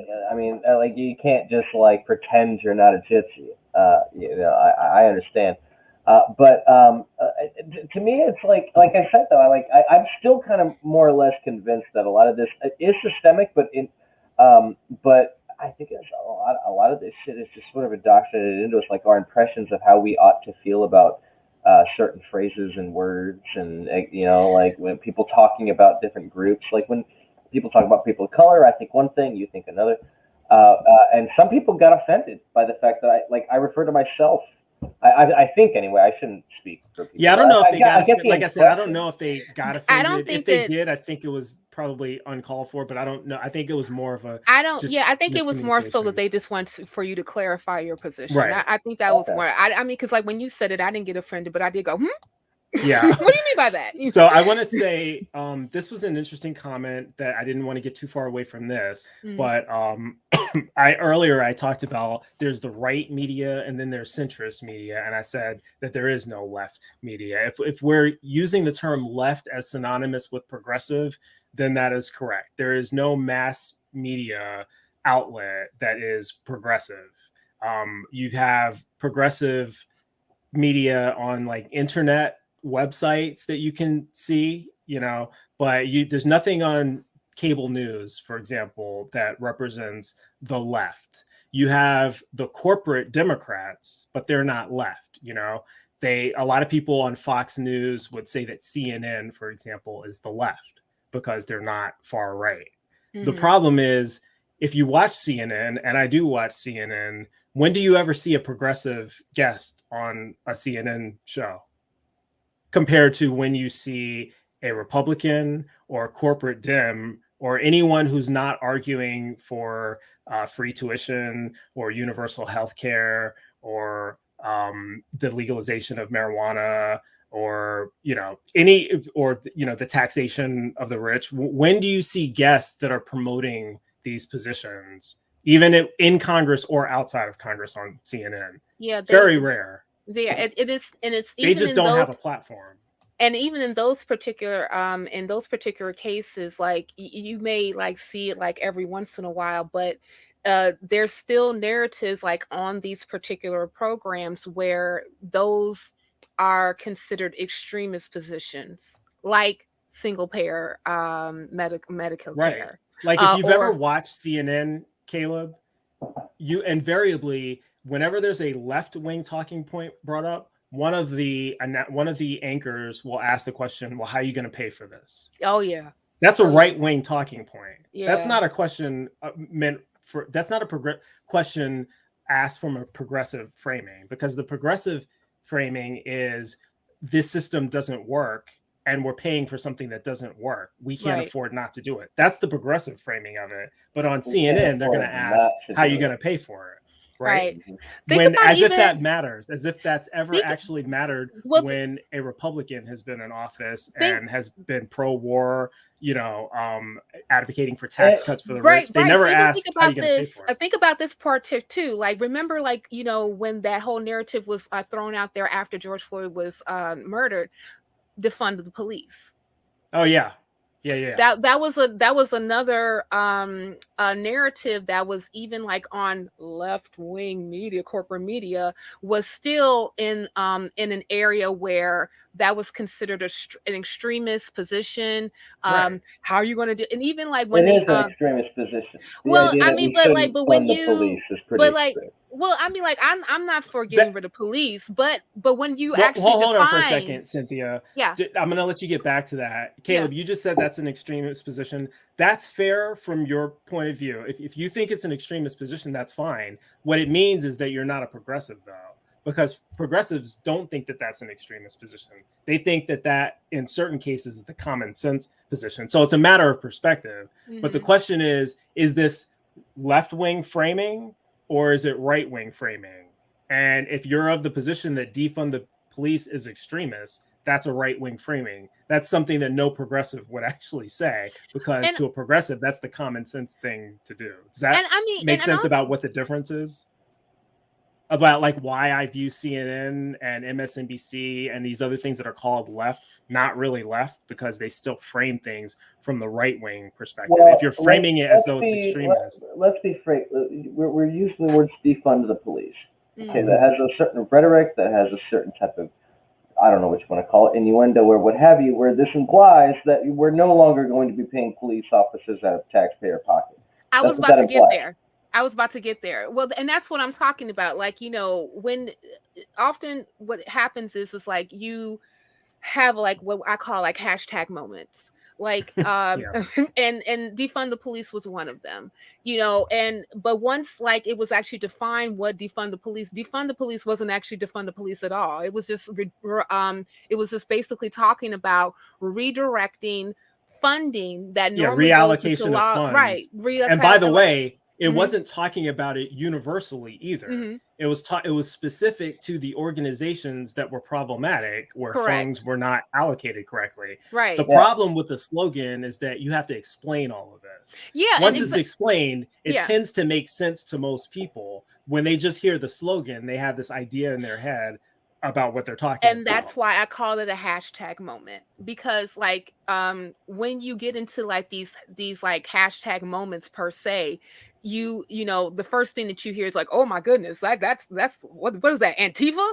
Instead of like it, but like when you're talking about like reallocating funds, like, for more social services, maybe like taking away like some military style, weaponry that that police officers have, emphasizing tanks, APCs, mobile command centers, helicopters. Why do you have tanks? Why are you doing raids? That's crazy to me, but that's what I was talking about. Like, these are these particular points that would be brought up, like say for instance, in what they considered liberal media, still get the whole, oh, let's not even do that. Because even like, remember when that slogan started first coming out, this is when not too long after Biden won the nomination, and he had a very knee-jerk reaction. He hated the idea. Oh, he hated it. Yeah, he very knee-jerk. He's a liberal, right? According to Fox News, Biden's a liberal. He's right? not.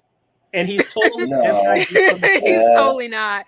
Right. Right. So he's totally anti-defund the police, which means, well, then he's not a progressive, right? Mm-hmm. I don't know how I feel about it either, though. But I hate that you because I'm not for defund the police. I'm not a progressive.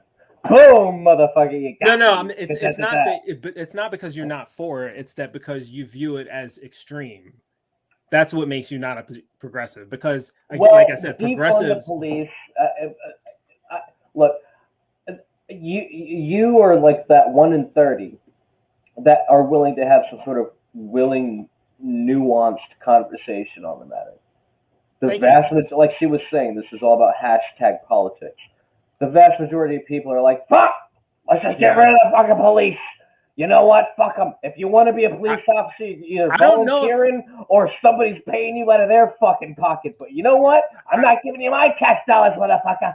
And that's what that sort of comes off as. Like, I think it may come off as that, K-Lub, to the people who are not who you're describing. But I don't think that there are many of the people that you're desgrading. I think that's kind of the narrative. I'm sorry. I think that we come from two different worlds within the United States.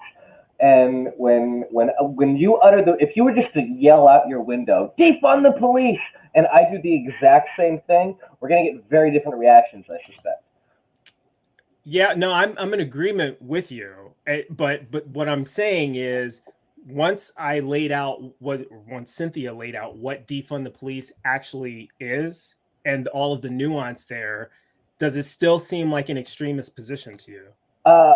No, insofar as like you were saying, that this is a nuanced position. I do consider myself a progressive. I am for defund the police. I think that defund the police. I think that this hashtag Twitter politics bullshit is garbage because there's way too much that both sides can fit into a single sentence of rhetoric. I think here something very different to the left than it does. This is what I want to say, though, Caleb. I think that when the nuance is there and people on the left generally understand what defund the police means, they don't need Cynthia to explain it or me to explain it. That's kind of understood. But people who are not on the left don't understand what it means, and they think it means abolishing the police. Yeah, and that is the right-wing narrative, and that is the CNN narrative, and that's the MSNBC narrative, and they don't in any way try to explain what it is or describe it in what it actually is, which is the left-wing frame. I will say this, Bryce. I have heard some anchors and maybe guests that have come on CNN and also MSNBC and tried to have a more nuanced conversation about defund the police. However, but they still describe it as problematic from a slogan standpoint. Right. They'll I've say heard like Jake Tapper and Anderson Cooper and all of these people who are supposed to be the left. Yeah, they'll invite a guest on to tell us what defund the police actually means. And then they'll say, but gee, it sure is problematic from a slogan standpoint. Wouldn't it have been more effective if they called it someone else? Then you just defeated your own show. If you're going to say that, and they've all done that. But I will say this. But wait, hold on, guys. I will say this. I personally did not like that term, defund the police. And the reason why I did not like the term, even though I understood where they were coming, when I heard it, and especially when it was explained where it coming from, and the definition behind it, I'm all for. I did not personally like the slogan for the simple fact of the matter is that people that happen to be maybe center or right will take it into they'll twist it to the point where it's like that means that you want to get rid of the police. And I'm like, no, because like here's the thing: if somebody's robbing my house, so they about to get a gun, I'm not calling a social worker. I'm calling a police officer and say, get this motherfucker out of my house, right? But the thing about it is that in the same aspect, when we get so caught up sometimes in these things concerning you didn't say that right, we miss the point. Like you mentioned earlier, Bryce, Big Bird is a distraction, right? People get so caught up on defund the police, or I don't want CRT to be taught to my children, and instead of actually really taking the time to say, what are we really saying here? Right? They're missing the point by speaking about it in that way. And we only have less than 6 minutes left, so we're not really going to tackle gun control, which was or gun rights versus gun control, which was kind of the other part of this discussion. I will say this for the record: there's usually two sides in America. There's two prominent sides. There's the pro-gun rights people, and then there's the pro-gun, we need more gun control people. And the pro-gun control people are labeled by the gun rights people as being anti-gun, when the reality is most people who are for more gun control, more gun legislation, are not really anti-gun. They're for more regulation, right? But you have this idea that people are going to try to abolish the Second Amendment or whatever, when the reality is no people on the right, no Republican is trying to do that, and very few Democrats, right? So it's kind of a non-thing. Having said that, there is a small, tiny demographic of the country that would like to abolish the Second Amendment. I'm one of them. So I am legitimately an anti-gun person, but you don't see that from, it's not a left movement. That's just a me thing. That's a me thing. And I wanted to, the only reason I'm relating this to the discussion we had, which was about systemic racism, is I don't think that the Second Amendment applies to Black people at all, that it ever has. On paper, sure, but in practice, in reality, no. Oh, okay. I got you. Because okay. K-Lub, because K-Lub, if, like I said, I already made the Kyle Rittenhouse, Tamir Rice comparison. That's just one example. Is it, can you conceive of a Black man walking down the street with brandishing an AR-15 or any assault style weapon, not during a riot, just you anywhere? Nailed it on the head already. It's look, it should be able to happen. I can conceive of such a thing, sure. Admittedly, on paper, I can. Yeah. Right. It should be able to happen. That's just not the fucking world we live in. And I'm with you absolutely 110%. Yeah, so it's would not have been a very different story if it was you, Bryce. If you'd have been like, hey, I just shot some dude that just chased me down, and if I had done with a choice, your arms in the air, confessing to the police, they'd probably still shut you down, probably. I mean, we have video footage of an arrest that was made last year in December of a U.S. Army soldier, a lieutenant, who was pulled over by police officers who pepper sprayed him, tased him, basically abused him. It was complete police brutality. And while he's in uniform, by the way, and he happened to be Black and Latina, right? And he was pulled over for something like tail light or something ridiculous, but he was harassed because he didn't pull over fast enough. But the problem is, you don't have to be armed as a Black man to be abused, brutalized, tased, shot, or killed. That's just something that people like these McMichaels just decided, there's a Black man running, he's a threat, we got to stop him. Right. And we have the right to stop him because we're white and Second Amendment, right? That's not something, if 3 Black people armed with a shotgun had chased a white person and ordered him to stop, and then got into an altercation with him that he didn't stop, do you think that that's something that would cross the minds of any Black people to try that and then record it and then think that that was going to be perceived as okay? Hey, Shane the Skeptic says, I love this question. He just asked it, but I fucking love this question. Why would having something that makes everyone safe justify shooting you? Do you think that having a gun on your possession, being an average Joe Blow, makes everybody else safe?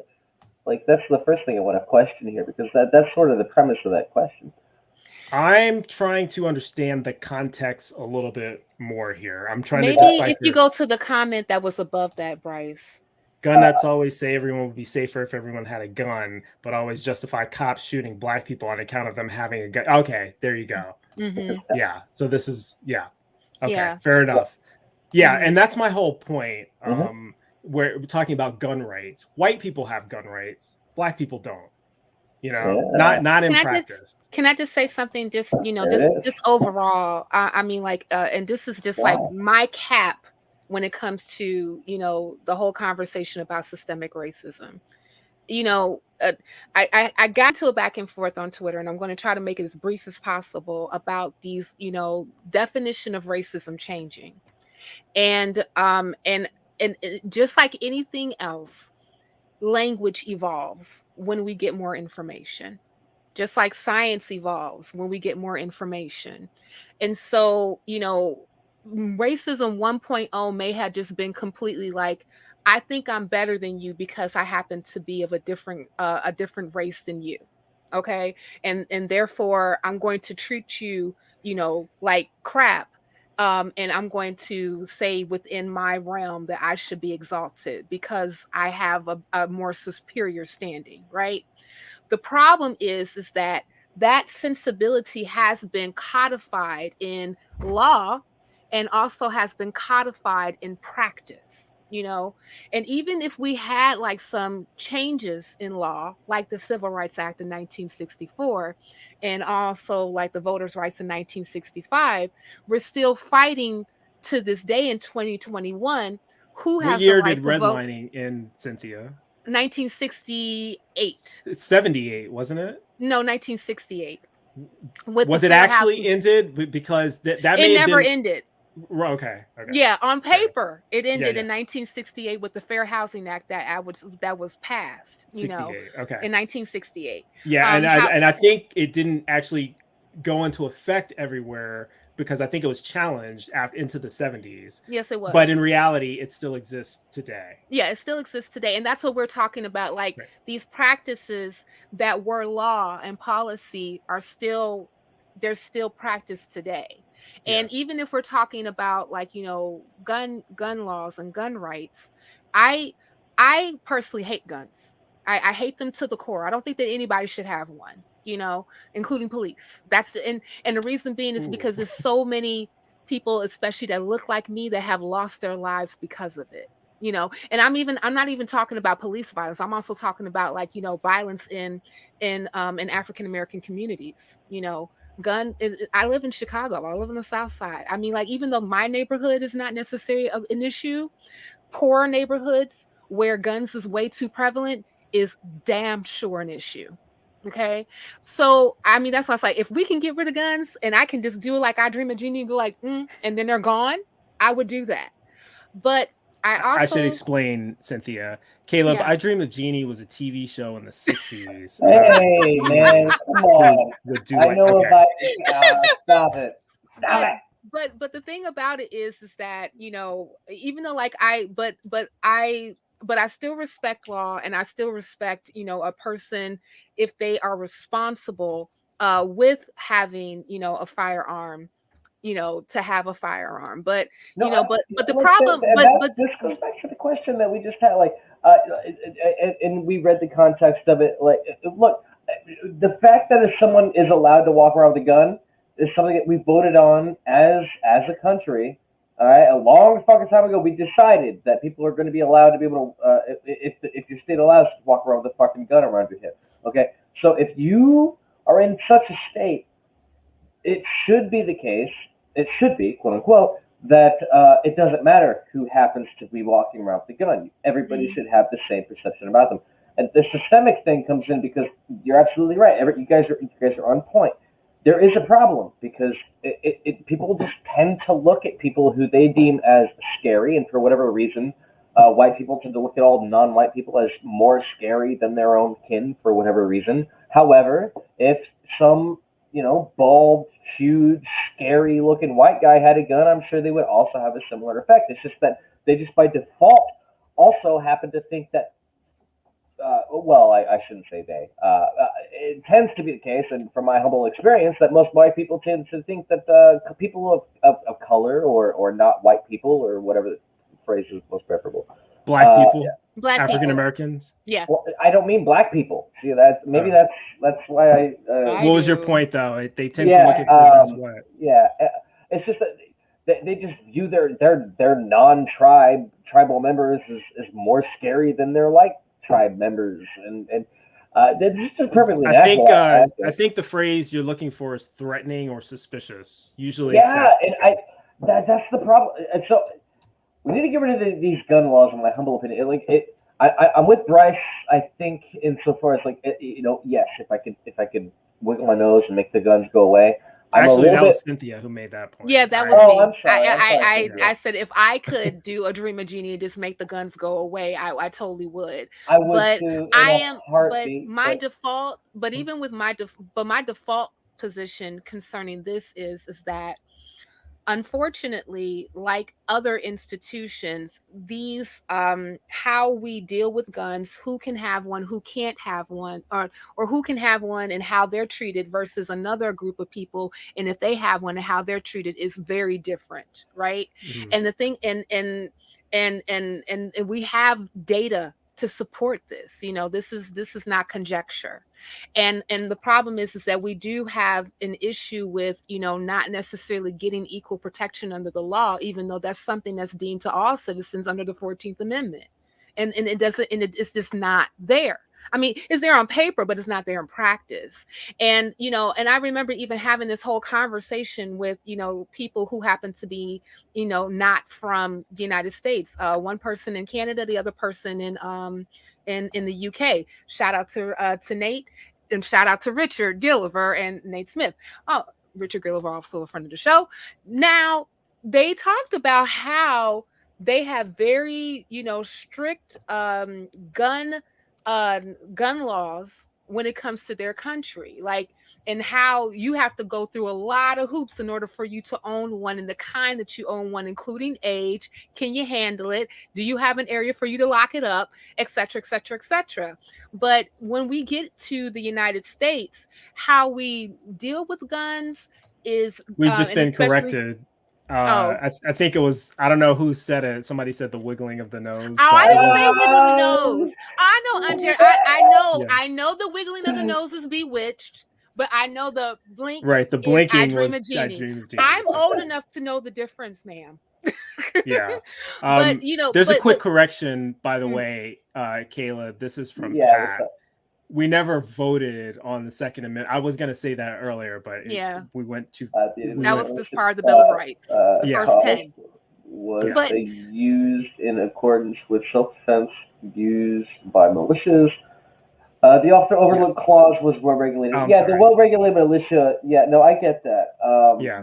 This is something that was codified. You're the choir, though. Yeah. If I can just like wrap up my point. Go ahead. I will shut up. We're about to get to the end. Go ahead, Cynthia. So when it comes to, like I said, like how guns and gun laws and gun control per se look very different from state to state and also from municipalities. So that's why, and that's why I say, especially on this issue, there's a lot of issues that America is just plain stupid on, but this is definitely one of them. Because like I believe that, like, when I said that, going back to Kyle Rittenhouse, I don't see how that trial could have gone any other way based on the laws that are within that state. Right. So I would have to say, yeah, I agree with the verdict because of the laws of that state. And so to me, this is more so of we need to deal with the laws, especially how they are, especially how those laws are practiced. I'm sorry? What do you think he should be convicted of? You have your wand. You can charge him with something. But if I had my wand, that motherfucker would be in jail. But but like I said, this can't just be like, you're in jail now because I don't like you. Like, that's more my you as a 17-year-old, you should never have gone to a protest with a military style weapon. Period. So I can answer that question, K-Lub. The question is, under what law should Kyle Rittenhouse have been convicted? The answer is in the state of, was it Wisconsin or Michigan? Wisconsin. In the state of Wisconsin, there's no law under which he should have been convicted. That's the problem. Yes. My point is that there should be laws under which he could have been convicted. Right. Like a 17-year-old shouldn't have any gun anywhere. Correct. Yeah.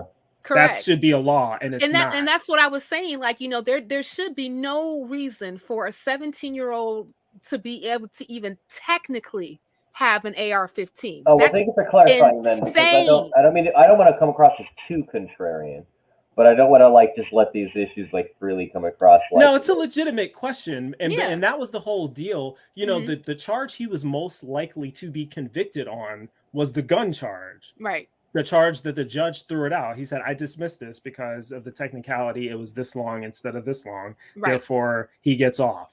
The law should be such that he would be convicted for doing, because he shouldn't have had that gun. And that's the only point that's the point that I'm going to wrap up on. I will let you guys wrap up with your own points if you want to make a final point. Sure.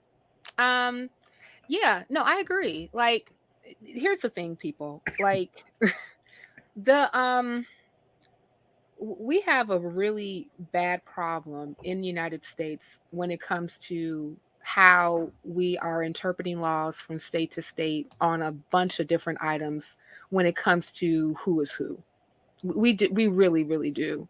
And it's kind of interesting, like how something like gun control in other first world countries, I mean, because I don't have like a more industrialized country, you know, and I don't like necessarily using that term, but you know, just use the example of Australia, Cynthia. Yeah. I think that works for this point. Bible burner, interesting point, very common.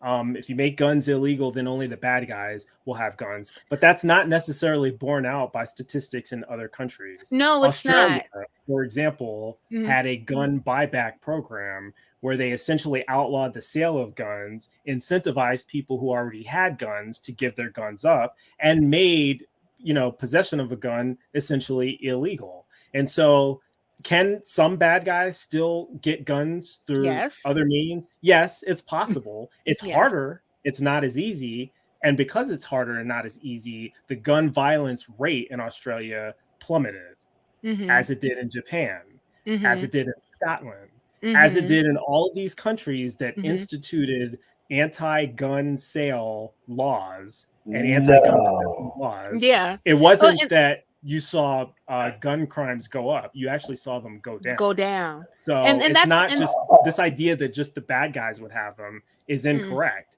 especially as in our system, cops have guns, and in some of these other countries, they don't.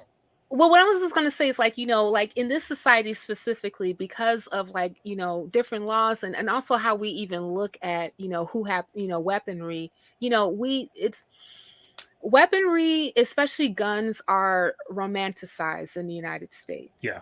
It really is. And, they're cool. And I mean, they're cool. I want to do my thing. I mean, you know, even I'm guilty of it. I've had toy guns before. Because you were also in the military, Bryce. I was also in the military, but I don't have any guns now. And sorry, but it is yes, they are romanticized. Right, they are romanticized, and the thing about it is that, you know, we have to do an overhaul on how all these particular laws and things of that nature are really doled out, and especially how they affect different groups of people, because like, even though that we all are supposed to live under an equitable system, you know, because especially depending like on who we who we are as a people, if we're a resident of the United States, if we're a citizen of the United States, etc., etc., etc. Hey, John, I know you prefer guitars. I prefer microphones because I love to sing. I digress. Going back, but here's the thing. Because, like, you know, we have these issues here.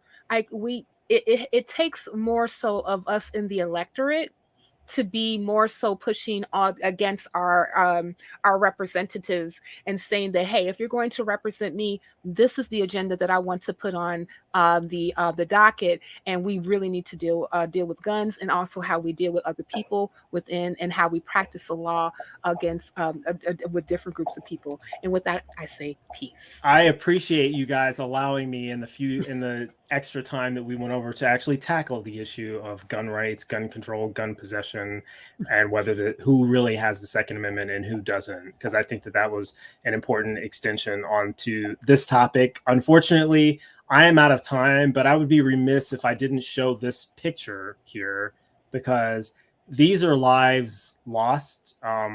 You may recognize some of the faces. If you don't, it's starting with Emmett Till, who, by the way, the Emmett Till case was just closed. Yeah. Without any new evidence. This is a 60-plus-year-old case where a 14-year-old boy was lynched because a white woman because a white woman claimed that he made some sort of advances, and he whistled at her. That the people who were with her or who witnessed to it murdered basically this boy because of that. The actual murderers were not the woman who made the accusation, but they were looking to charge her for something. Anyway, they just closed the case due to lack of evidence. But that's who that was. Yeah. I thought that they actually did. It had been closed previously, and then it had been reopened on or about 2017 because there was a book written where the person who wrote the book claimed that the woman recanted her story, and then when the feds interviewed her, she said, "No, I never changed my story. He still whistled at me," or whatever. As if that fucking mattered, as if he deserved to be killed because he whistled at a white woman, even if that's true, which it probably wasn't. But suffice to say, that's the Emmett Till case. That's why he's up here. He's usually the first person we think of when it comes to injustices committed against Black people and Black people being viewed with suspicion. Ahmaud Arbery there. We talked about his case as well. We didn't get a chance to talk about Freddie Gray in Baltimore. Right, for he was not guilty. He was the guy who's killed by police in the back of a van where they took him. They arrested him. They arrested him, and it was called like a rough ride or something like that. So you just basically have victims here. They all died in different ways. Some of them through being killed. Philando Castell's down there. He was shot. He was not armed. Tamir Rice was armed with a water gun or a cap gun or something like that. Unfortunately, Trayvon Martin was armed with Skittles. You know, all of these people were considered a threat. Breonna Taylor was in her house, for Christ's sake. Asleep. She was asleep in her house. But this is the type of thing that seems to regularly happen to Black people, that you don't really hear about these kind of cases involved with white people. And if and when you may have, the person was immediately held accountable. There didn't have to be a protest to call for someone to be brought for a grand jury to convene to maybe think about possibly charging this person with a crime. That's never happened to anyone white in this country that I'm aware of. If you think it has and you're watching, I challenge you to say who that person was and to link me to some sort of citation for that case, because I would be happy to talk about that. Anytime I've ever challenged someone to do that, I've not gotten a response back, which suggests to me that this is something that tends to only happen to Black people, and that's unfortunate. Systemic racism still exists.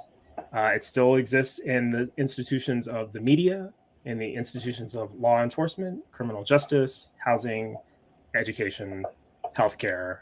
We talked about all those things too, but this conversation could go on and on. I don't have the time, and no one else in the chat has the patience to listen to a 3-hour show. So with that, I'm going to wrap it up. I really appreciate you guys coming on to talk to me about this.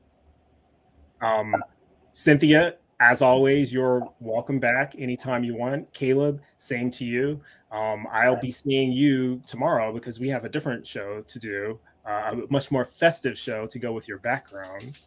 So I'm looking forward to that. And my next show, I cannot guarantee that I will be on next week, but I appreciate you guys for watching.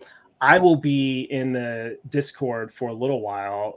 You guys are invited, but if you have other things to do, that's if you would like to continue the discussion with me. Your audience don't like me one bit, I don't think. They you know what, they would love to talk to you, K-Lub, though. So, you know, if you're available to do the Discord, I invite you to jump in the Discord, as I invite everybody watching. But do me a favor, guys, if you have if you've liked this show and you thought it was worth something, hit the like button, subscribe to Tang for more awesome secular content, and for producer Oz and Sunny Shell, my name is Brycearonee. I really appreciate you, and I will see you next time on The Bryce is Right. Take care. Love you guys. Bye bye.